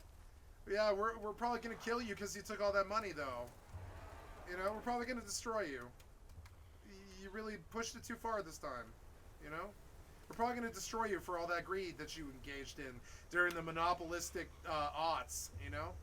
And in the monopolistic 1900s. We're probably going to kill the rich for what they did to us. You understand?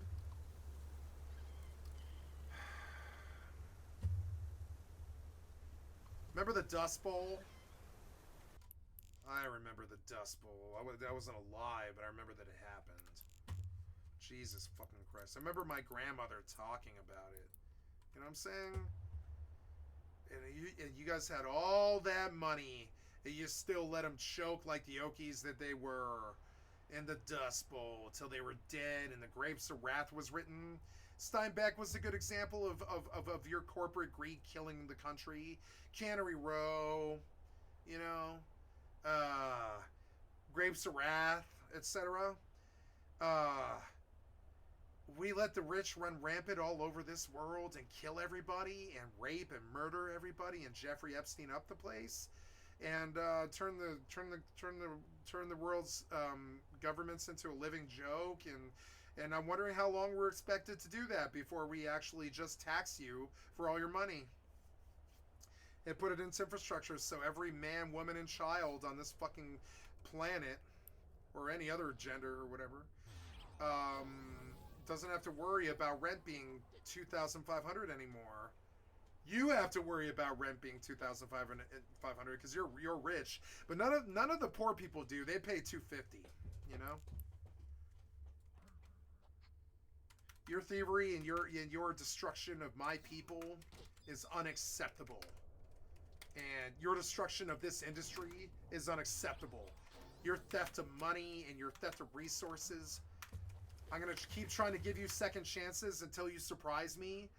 But I mean, you know, I don't think you're good. I don't think you're in a good place. I think you deserve to lose the money now. All those rich people, I think they deserve to lose the money now.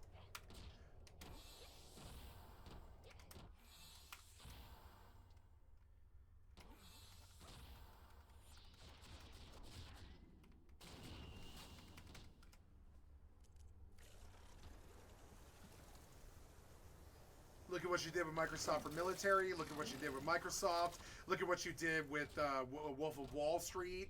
Look at what you did with .com collapse. Look at what you did with the World Bank crisis in 2008. Look at what you did with COVID. Look at what you did with 9/11. Look at what you did with all your money and your bullshit. All your money pretty much makes you homicidal, and you just basically try to kill us all the time. And I'm kind of sick of you now, and I want you to die. I want you to die. I want the rich people of the world to die. Really do. I've never wanted something to die before. I've never wished or wanted violence for anything or anyone. But the rich people of this planet, I do now. I wish you harm. I wish you to die. I don't value you anymore, or anything that you do, or any of the things that you've done to our industries, the things you did to Boeing, the things you did to our government, the things you did to our children, the things you did to our election processes, the things you did with the Electoral College, all the theft and the fucking money issues that the rich people cause. I kind of want you out of here now, traitors. You're essentially, to me, traitors to the human race. You let that money turn you into something else entirely. And I want you gone. All of you. If you have more than $100 million, I believe you should go to jail. I'm sorry. Only a criminal would act like that. To surplus that much money in one place and not be a world government should be considered criminal. I consider anybody with more than $100 million a criminal, and I wish to hunt them like criminals. Yeah, if you're worried about it, give that money to the Build Back Better. You know what I'm saying? Do something. Give it to cancer or AIDS research. Do something with that fucking money. All the world's problems are getting worse because of the Martin Shkreli's of the fucking world. And you want to sell us cancer meds instead of fixing the issue. And we saw firsthand what the rich do. And I wish to kill the rich. I wish to kill the rich. I wish to kill the rich now. I don't wish to kill them, excuse me. I wish to kill their money and give it to something that actually will make sure that the human race survives. Not your. I mean, I there's so much misappropriation. I can't even nail in on one current thing. How about election finance? Let's start with a really crooked one. How about election finance and how much money goes into that? How about the lobbies? Let's start with the lobbies. There's a lot of reasons why I would tax the rich till they weren't rich anymore, but the lobbies are the main reason. You dirty shithead richers.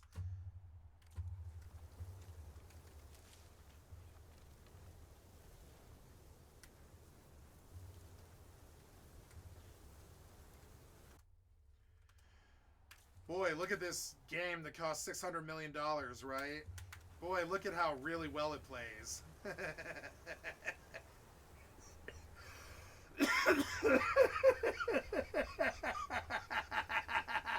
It's got frame rate, but that's about it. All the rest of it looks like garbage from 2006 because I have 3 clients open because you can't make an optimized client. Even this one is not optimized. No. Why is there so much orange and yellow fog? Why? Is that some new triple anus thing? You got an orange and yellow everything? You got an orange and yellow with your brown reality? You have to like turn everything into a brown reality now? My god. Look how bad the pixels of the Dust Storm look, you know? And this game is like the best looking game ever made. If this is what you think software should be, I believe you should lose your money. If this is what you think software should look like in 2024, I believe you should lose your money. I do. I think you've been misappropriating along the politics line. I think you've been misappropriating along the video games line. I think you've been misappropriating along the defense budget line. I think you've been misappropriating along the intelligence line. I think you misappropriate. That's all you do. You just take money and put it somewhere where it doesn't belong. I think you're thieves.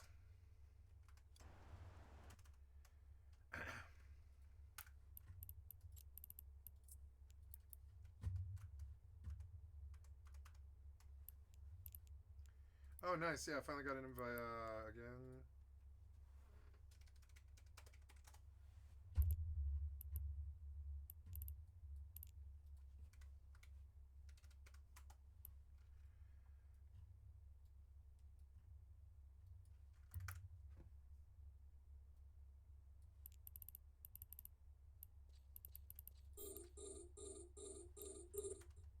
Yeah, I'm just too AFK for this. Never mind. It's gone anyways. I don't care. That's good.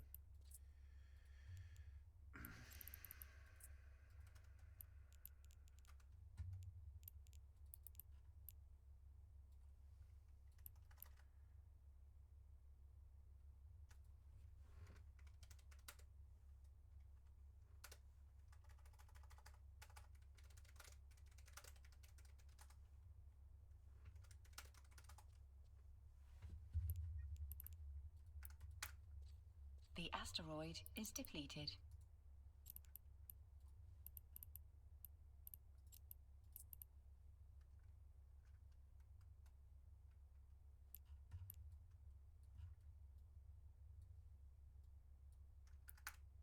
The asteroid is depleted.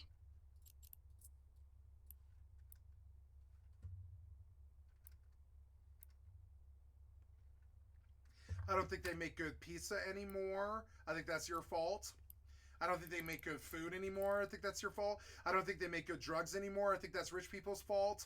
I don't think. I think they wanted to blame their own cocaine addiction on the Mexican people. I think that's another reason we should kill the rich white. The rich white people. I really think that they wanted to blame their cocaine addiction on the cartel. And they want to continue to blame the border and their cocaine addiction on the cartel and the Mexicans. And I'm sorry, but I really would like to see some white people suffer for that. I'm sorry, but that is so racist and so shitty. You guys know that you were buying cocaine and fucking hookers. You're the Senate. You've been buying cocaine and fucking hookers since the 60s. You know what I'm saying? Underage hookers, too. And, like, I'm sorry, but, like, I don't care what you think about what propriety is or any of that other stuff. You've been engaged in John Gotti crime for, like, 60 fucking years. And the way you run the governments, the way you run the video game industry, the way all that corruption and bullshit, I can't lay it on one man or one person. It's just not that simple. There's a shitty Hitler in every single industry and every single corporate entity. There's a shitty Hitler right there up there at the top, ready to squash anybody who competes with him. And it sucks. I'm sick of it. I'm fucking sick of your warlike nature and all the problems that you cause. And I'm just like, you know, I don't know, man. Now I'm like, watching what you think is acceptable in 2024. Oof. Now this game looks good, don't get me wrong.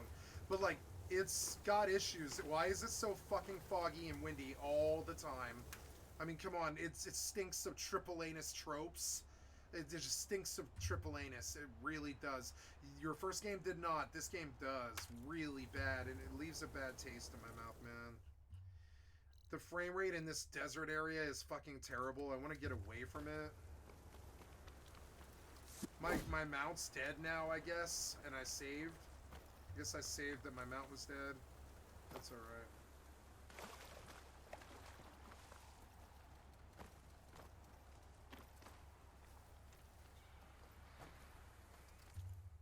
I'm just gonna keep running down the road till I get somewhere else that isn't all foggy and windy. Your weather effects, I should be able to turn them off.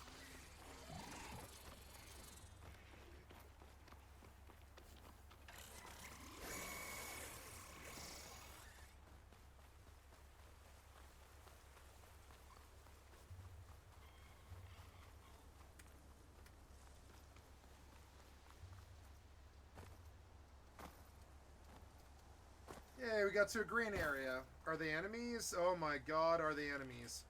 I don't know. They don't seem like it. Maybe not.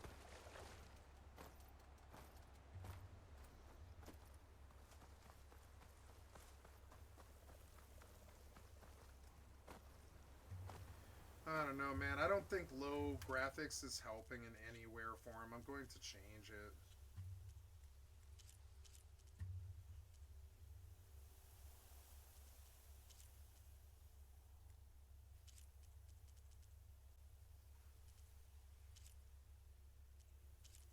The asteroid is depleted.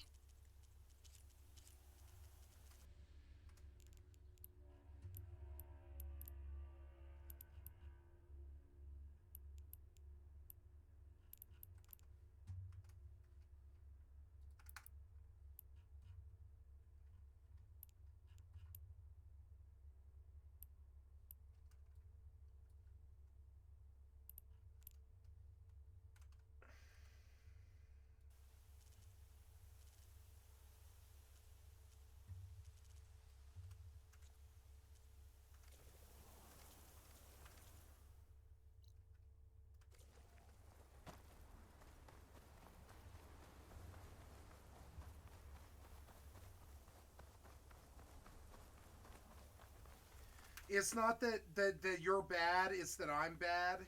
And I just don't know to just completely cut out the triple anus part of these video games. Anything that's unpleasant at all. I do this for fun, and most of your concepts of what you think is fun or that should be in a video game do not belong there. They're not fun. They don't belong in a video game. Video games are for fun, you know? And you do a lot of things that aren't fun anymore, and I think I'm done with that. I'm going to just edit those parts of the games completely out of my experience, and I think it's on. I think the responsibility is on me to edit out the bad elements of the triple anus out of my life. I think that onus is on me. It is not on you. You will never get better. You're the shitty, worthless monopoly. You'll never get any better than you are right now. So you know you're only just going to get more cash grabby and shitty. You know.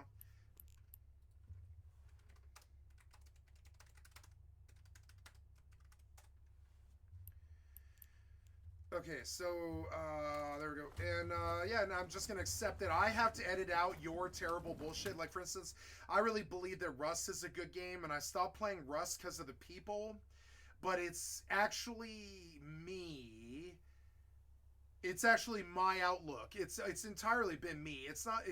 I can change and become a better person and rise above the fucking quagmire that is humanity now. I can rise above it. I do not need to sink in the mud with the rest of the shitheads and act like a shithead and be like them. I don't have to shoot people. I don't have to act like Rust is a piece of shit toxic game. I don't have to do that anymore. I don't have to like bitch anymore. I just don't have to do the bad parts. I'll just move on and I'll be like, okay, I'm playing an open world game where if I don't like what I'm doing, I'm just gonna stop doing it. And watch, I'm gonna name the skill. It's called my bullshit detector, my B detector, my B detector. Right? I'm gonna call it my B detector, and I'm gonna call it hone your B detector. Right? The bullshit detector. Gameplay that just isn't fun, that doesn't belong there, that's been fucked up by the developer, that's in there, that's gatekeeping or stopping other behavior. Right? And I believe I will go back to all the titles that I dislike, like Rust, but I will change my outlook, and I just will not do unpleasant, stupid time sink bullshit. World of Warcraft is full of time sink bullshit, and I'm just not going to do it anymore. I'm not going to climb your Far Cry tower or any of this shit. I'm not doing that anymore. No. I'm just going to be like, oh, it's unfortunate that you put that in the game. And I'll do it if you force me to. If you force me to do it, I'll do it. But if there's an option, I will absolutely use the bullshit detector. Understand that it's a developer trying to waste my time toxically, who doesn't love me, that doesn't care that I made him rich, right? Who just doesn't value my time at all. And I will stop. I will stop doing it. I will stop doing bullshit that like I will stop doing it. I can't stop doing it in the old games like Final Fantasy 11. I can't stop doing it. They, like for instance, I still have to get more storage space and stuff in Final Fantasy 11. I can't get around that. I will have to. But I mean that doesn't change the like the fact that if I can detect a way to stop the bullshit from wasting my time. I actually value my time now. That's something I never ever did really. I never ever really valued my time unless I was in love with someone and supporting them essentially. And I feel like the bullshit that the rich people turned the world into made love impossible now. I would say it happens, but it's very very rare. I think in most of the time people are thinking about the money first before they even think about the love. And I'm sorry. I think the bullshit rich people have destroyed the world already, and it's an acceptable outcome for us because the world isn't burning currently. It's just dead, you know. And that's why COVID sucks so bad. We got trapped inside. They control everything that has to do with that. They control everything with the quality of the video games or the guns or the food or the water. They control all the quality and they let it all go to shit and they monopolized all of it. And then now they're selling us McDonald's for $15 when never in my lifetime I would have dreamed that McDonald's was ever more than $5.90 for the most expensive thing on their entire combo meal menu. $5.90 was the most I was ever willing to pay for a fucking Big Mac meal in my entire fucking life. And I know that sounds like it's cheap, but that's just because the rich people have brainwashed you into believing that everything should be expensive. No, almost everything should be cheap. Very seldom should something be expensive. Very seldom does something have the value that it should skyrocket and go through the roof. That's almost never the case. Maybe with oil, tech, a few things should skyrocket, like really good music should skyrocket like that. But I mean, very seldom is something worth what you charge for it. The rent or the food or any of it. And so I don't find your shitty Far Cry Tower fun. So I'm just never going to go around it ever again. I'm going to consider that part of your design elements as cancerous toxin that was designed to kill the game and rob the player of time and all this other shit. And I'm just not going to do anything I don't want to do. Don't do anything. I'm going to write it on a piece of paper and I'm going to put it on my fucking television. And for the next 2 years, I'm going to remember this. You know? Hold on.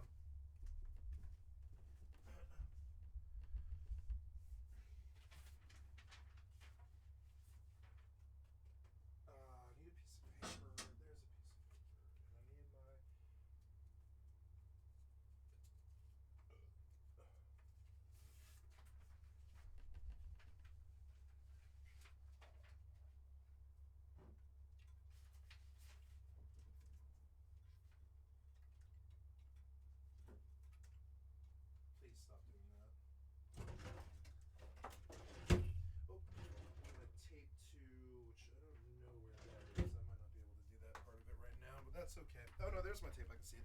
Hey, tape. So, every once in a while, there's something that I have to get into my head that I just cannot accept, right? All the time this happens.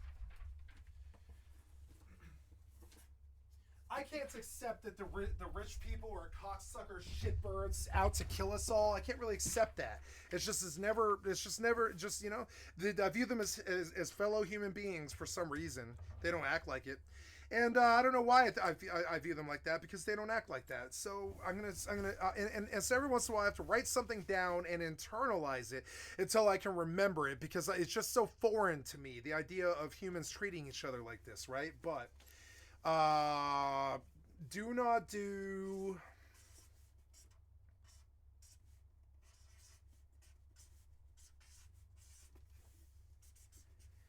anything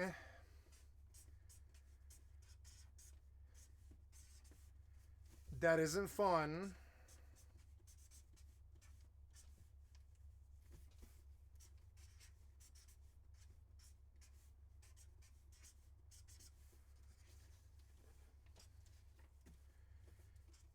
in a video game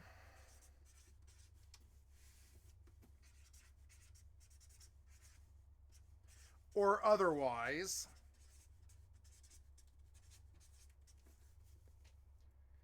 That is how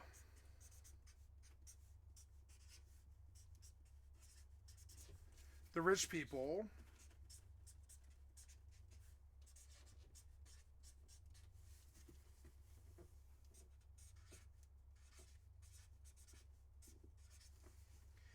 got the world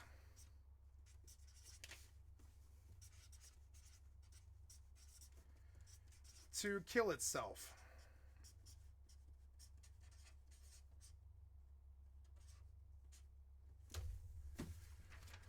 Do not do anything that isn't fun in video games or otherwise. That is how the rich people got the world to kill itself. Rich people get us to do things that aren't fun all the time for no reason. And I think that's the core. It's the core. You know, it's the core of the problem. The crux of the problem. You know, is that now where did my tape go? I just had it. I had tape here and it's not here anymore. Why? Come on now. There it is. And I'm gonna tape this up. I'm not gonna do anything that isn't fun in a video game ever again. You know, I'm not going to do a chore or some bullshit. I mean, Final Fantasy XI is full of this. There we go. And now I put the reminder up on my fucking television screen. Do not do anything that isn't fun in a video game or otherwise. That is how the rich people got the world to kill itself. Yep, and I need to remember this. Do not do anything that isn't fun in a video game or otherwise. You know what I'm saying? And I have to remember that life is this thing that you should do, that you want to do, that you should have fun doing. I shouldn't have to do things that I don't want to do in a video game. I don't think so. And anybody who designs like that is an idiot. You know? So here we are. I'm going to go back to it. Now, okay, I'm in combat. Yes, so quit out. I want you to restart the client so the settings will be better. Apparently, I can't get this game to... Like, I can get it to run well, but it's just weird that I can't get it to, like, look right. I can't get it to look right, which is weird. That's okay. So... Fleet disbanded.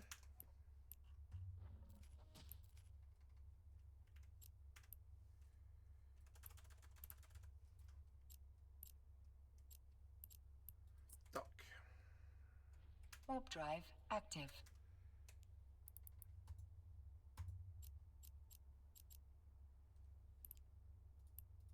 Dock.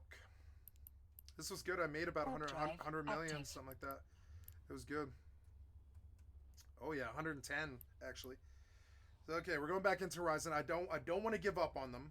I I think that the real loss is giving up. So I'm gonna change my execution, which is do not do anything that isn't fun. You know.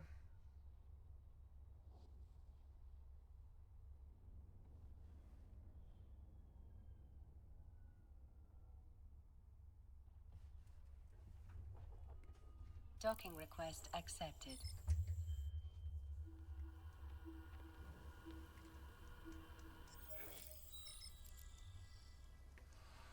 Docking request accepted. Okay, so now my frames dropped from I was 110 before, and now I'm 47. Maybe it's just rendering. Yeah, it seems to be going up, but I don't know. I think high is maybe a tall order. Yeah, I don't think I can make it look better than this. And it honestly, in high, it doesn't even look that good to me. It looks pixelated and shitty and yellow, you know? Too yellow. Something about that sun is far too yellow. Something about the game is really yellow.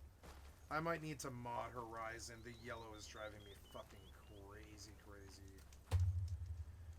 Like, I don't know, man. I love this game, but it's got a lot of issues. Just like all the triple lane is bullshit. Oh my god, I don't know. 54. Go see. I don't know. I'm back in the sand is one of the reasons why. Did you not save? No, you did, but the sand is really bad on the frame rate for some reason. Yeah, go north of that place and see where that goes. Yeah, whatever, I don't care. Okay, I'm gonna drop her. She's done for the night. She made her 50 million. And we will do do some gambling. 88897654332.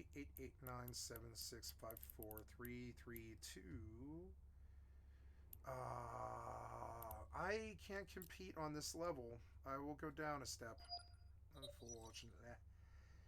Or, well, let's get both, right? We'll get both is what we'll do. It keeps it interesting. Scorpion Spirit Skin. I'll take that, yeah. Take a chance at that. Yeah, that's not a bad gamble.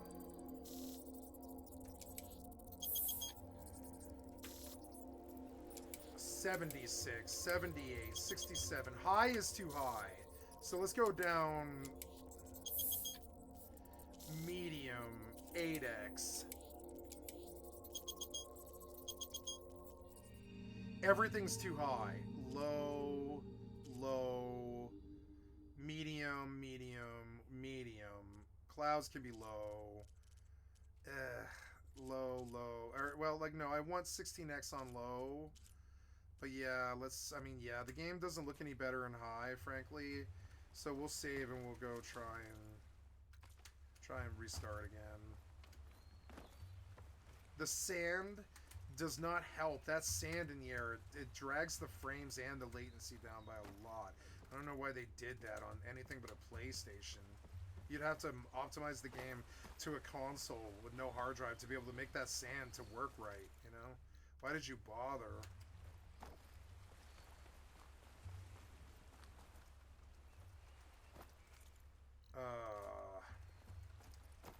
My pen.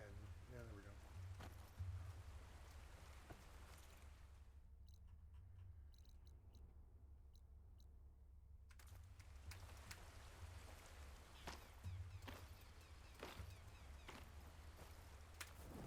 $83, $79, $81.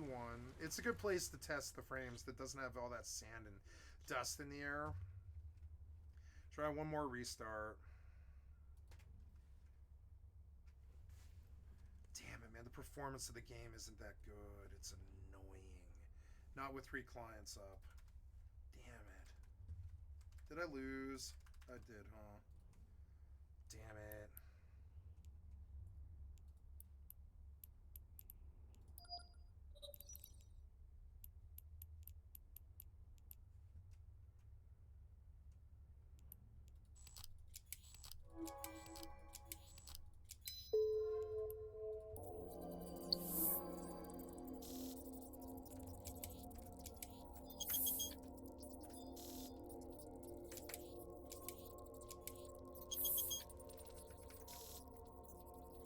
Oh, you took my elemental? Yeah, that's alright.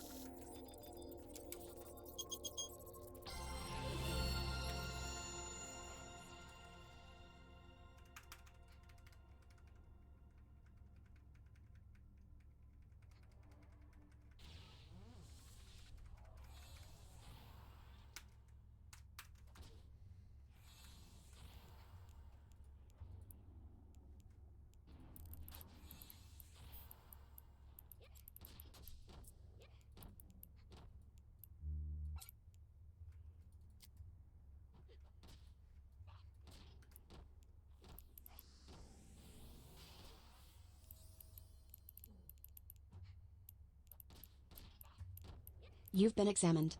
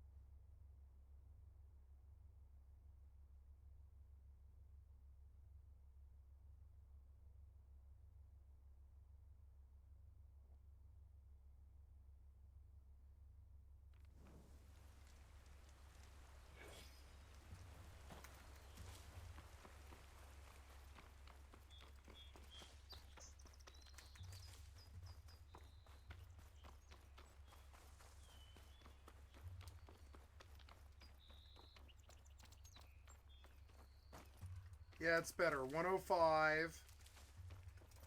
Let's go back to the sandstorm now, right in the center of it.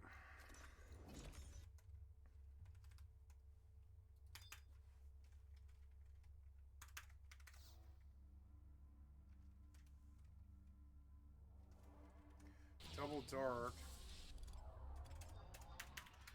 Oh, he's gonna take it? No, you don't have a summon out. What are you gonna do? Melee the elemental?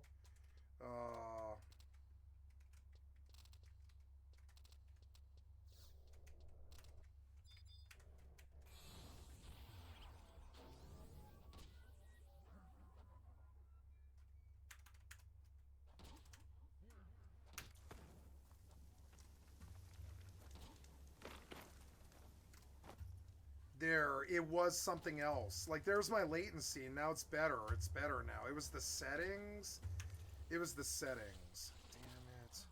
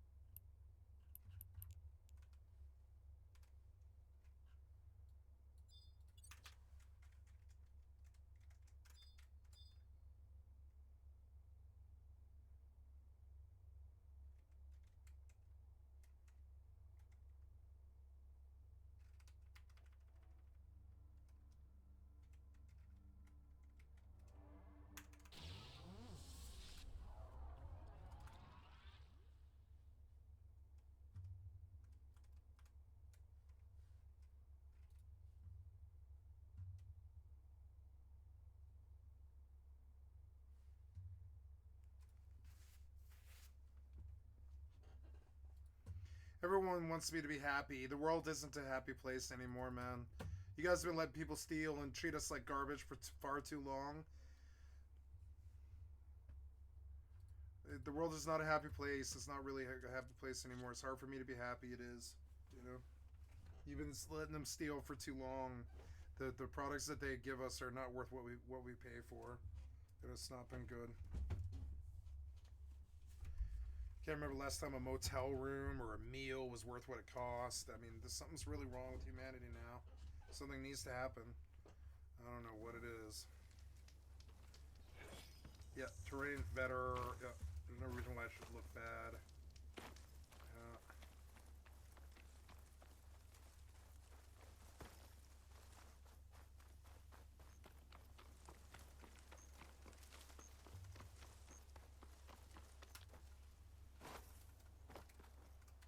Well, it's better. It's performing better. It's some setting I had wasn't running right. That's good.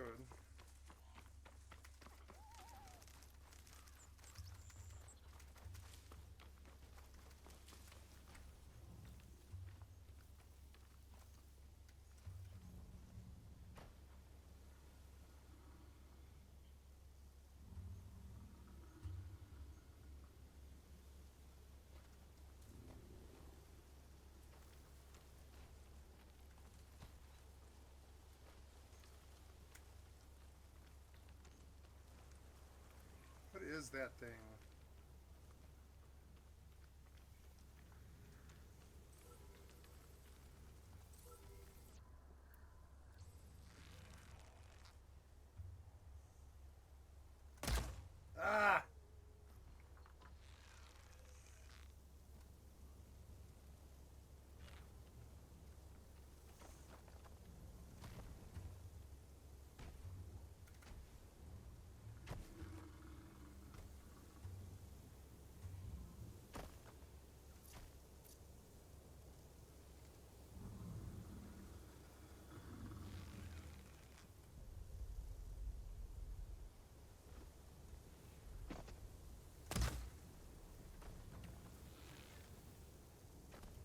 don't think I can damage that drone, huh?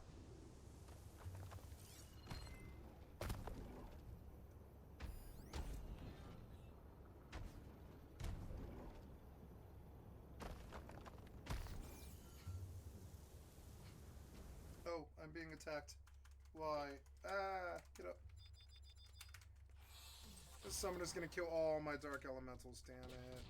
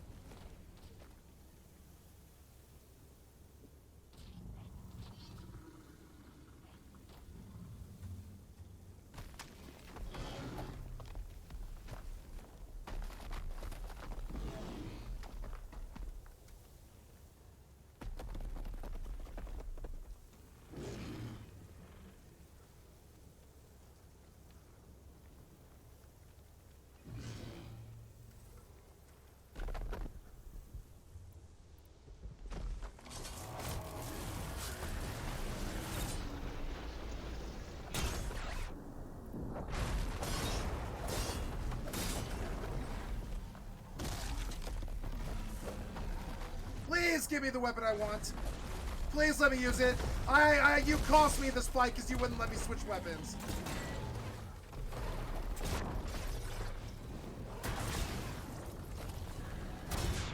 Oh, come on. You wouldn't let me throw those spears. I must have clicked 195 times. What's your problem, developer? Don't know. Couldn't see because your camera sucks stick. Get that? Get that under control. You know? Is it that hard to put me in first person when you shove my camera in like that? I don't know, man. Just get better at design.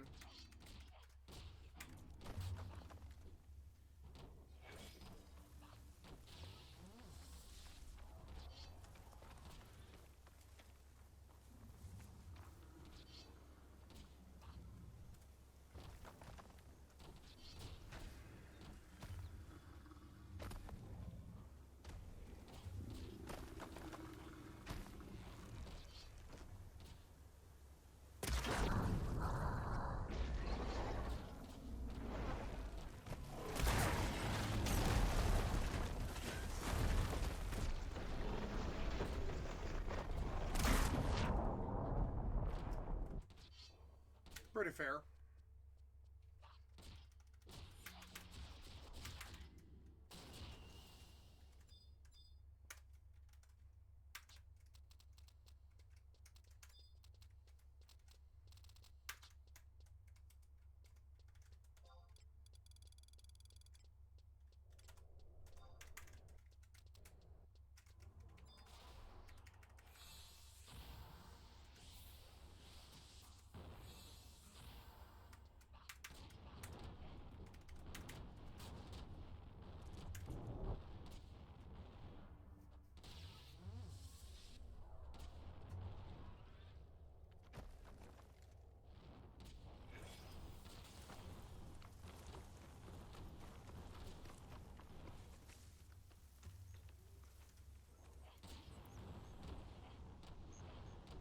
I don't have metal bite.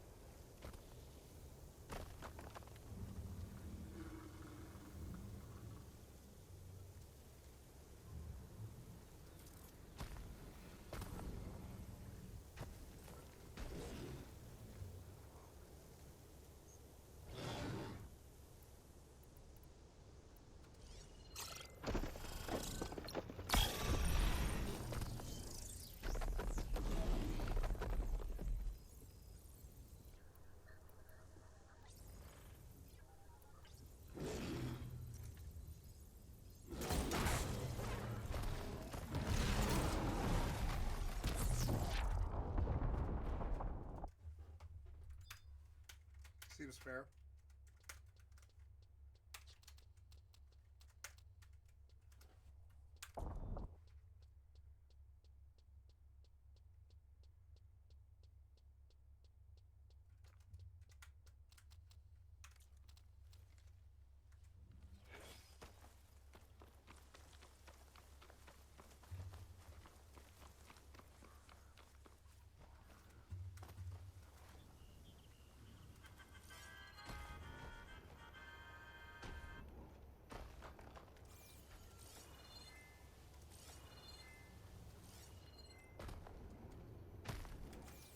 Can't scan it from this far. Is that the problem, or?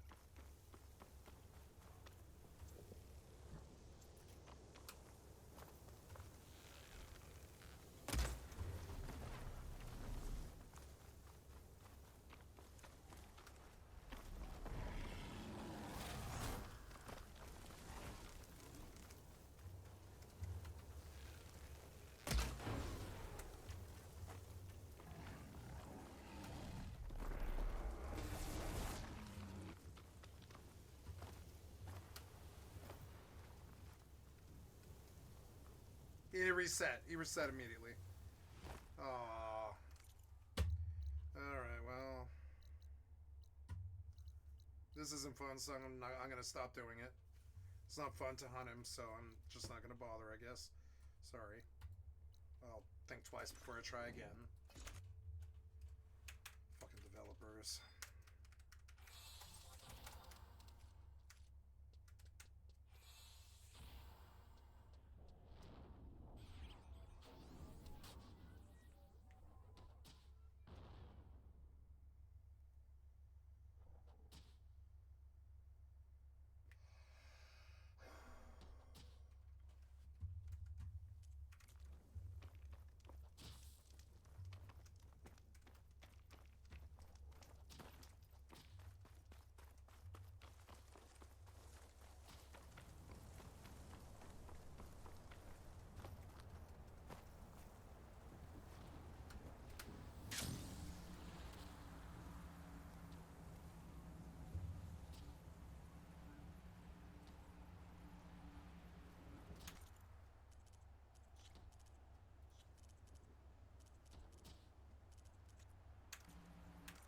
Maybe I can get medium.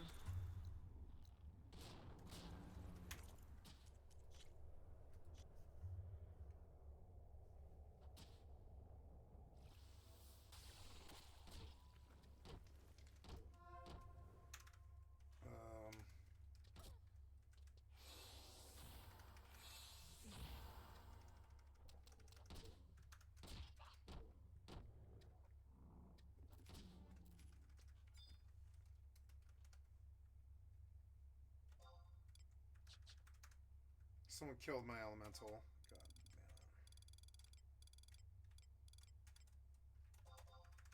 There is one north, but I'm hurt. I'm best to rest. Ugh.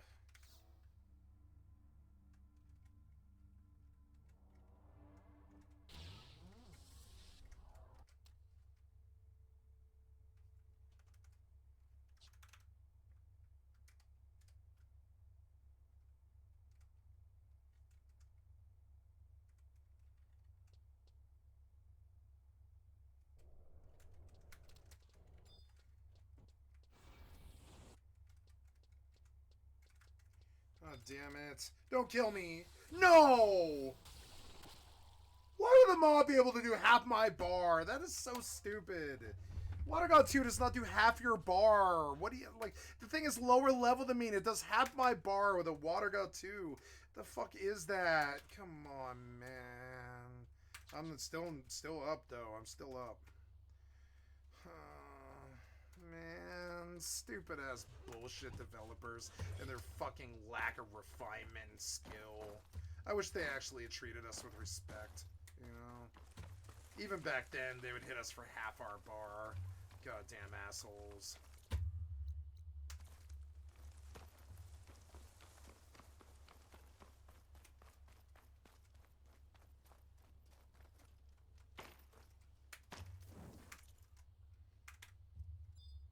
Why did that fucking Water God 2 do 300 plus damage? That's silly. It's just dumb. I should have put the tiger on him right away. I thought because he was in the spell that he hadn't seen me, but no, they see you. That's so stupid. I can't believe these 40-year-old people are playing like Easter egg hunt.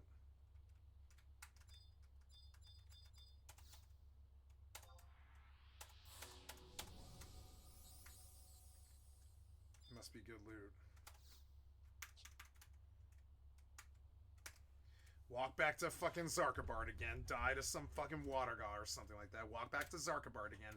Die to some water god or some shit like that. Walk back to Zarkabard again. Die to some water god or some stupid shit like that. But it's like, come on, man. Like, can't you just not do the water god for 400 fucking damage? Like, come on, man. You're lower level than me. Why would you hit me for that hard? I don't think in retail it would have. I think there's a lot of problems with private servers. Ugh.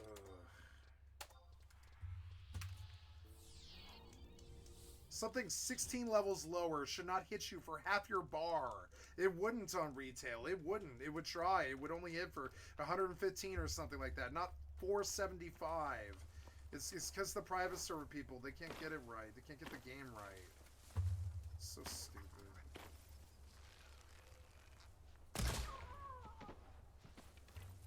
They had to recreate the database. They didn't steal it.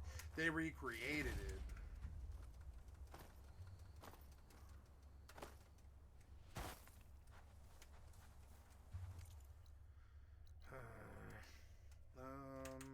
Nice.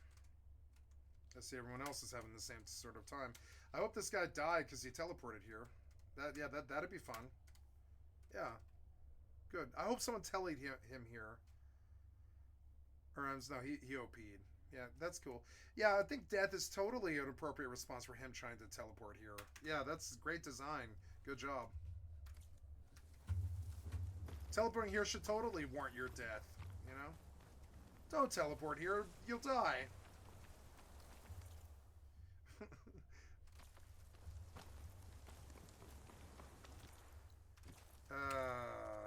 Did you do what I want to know? Try again, see how you look on medium. Why did you poison choke fuck your game with all this stupid ass shit? Like, come on now. Don't you love your own product or whatever? Shouldn't you maybe treat your own product with a little bit more respect?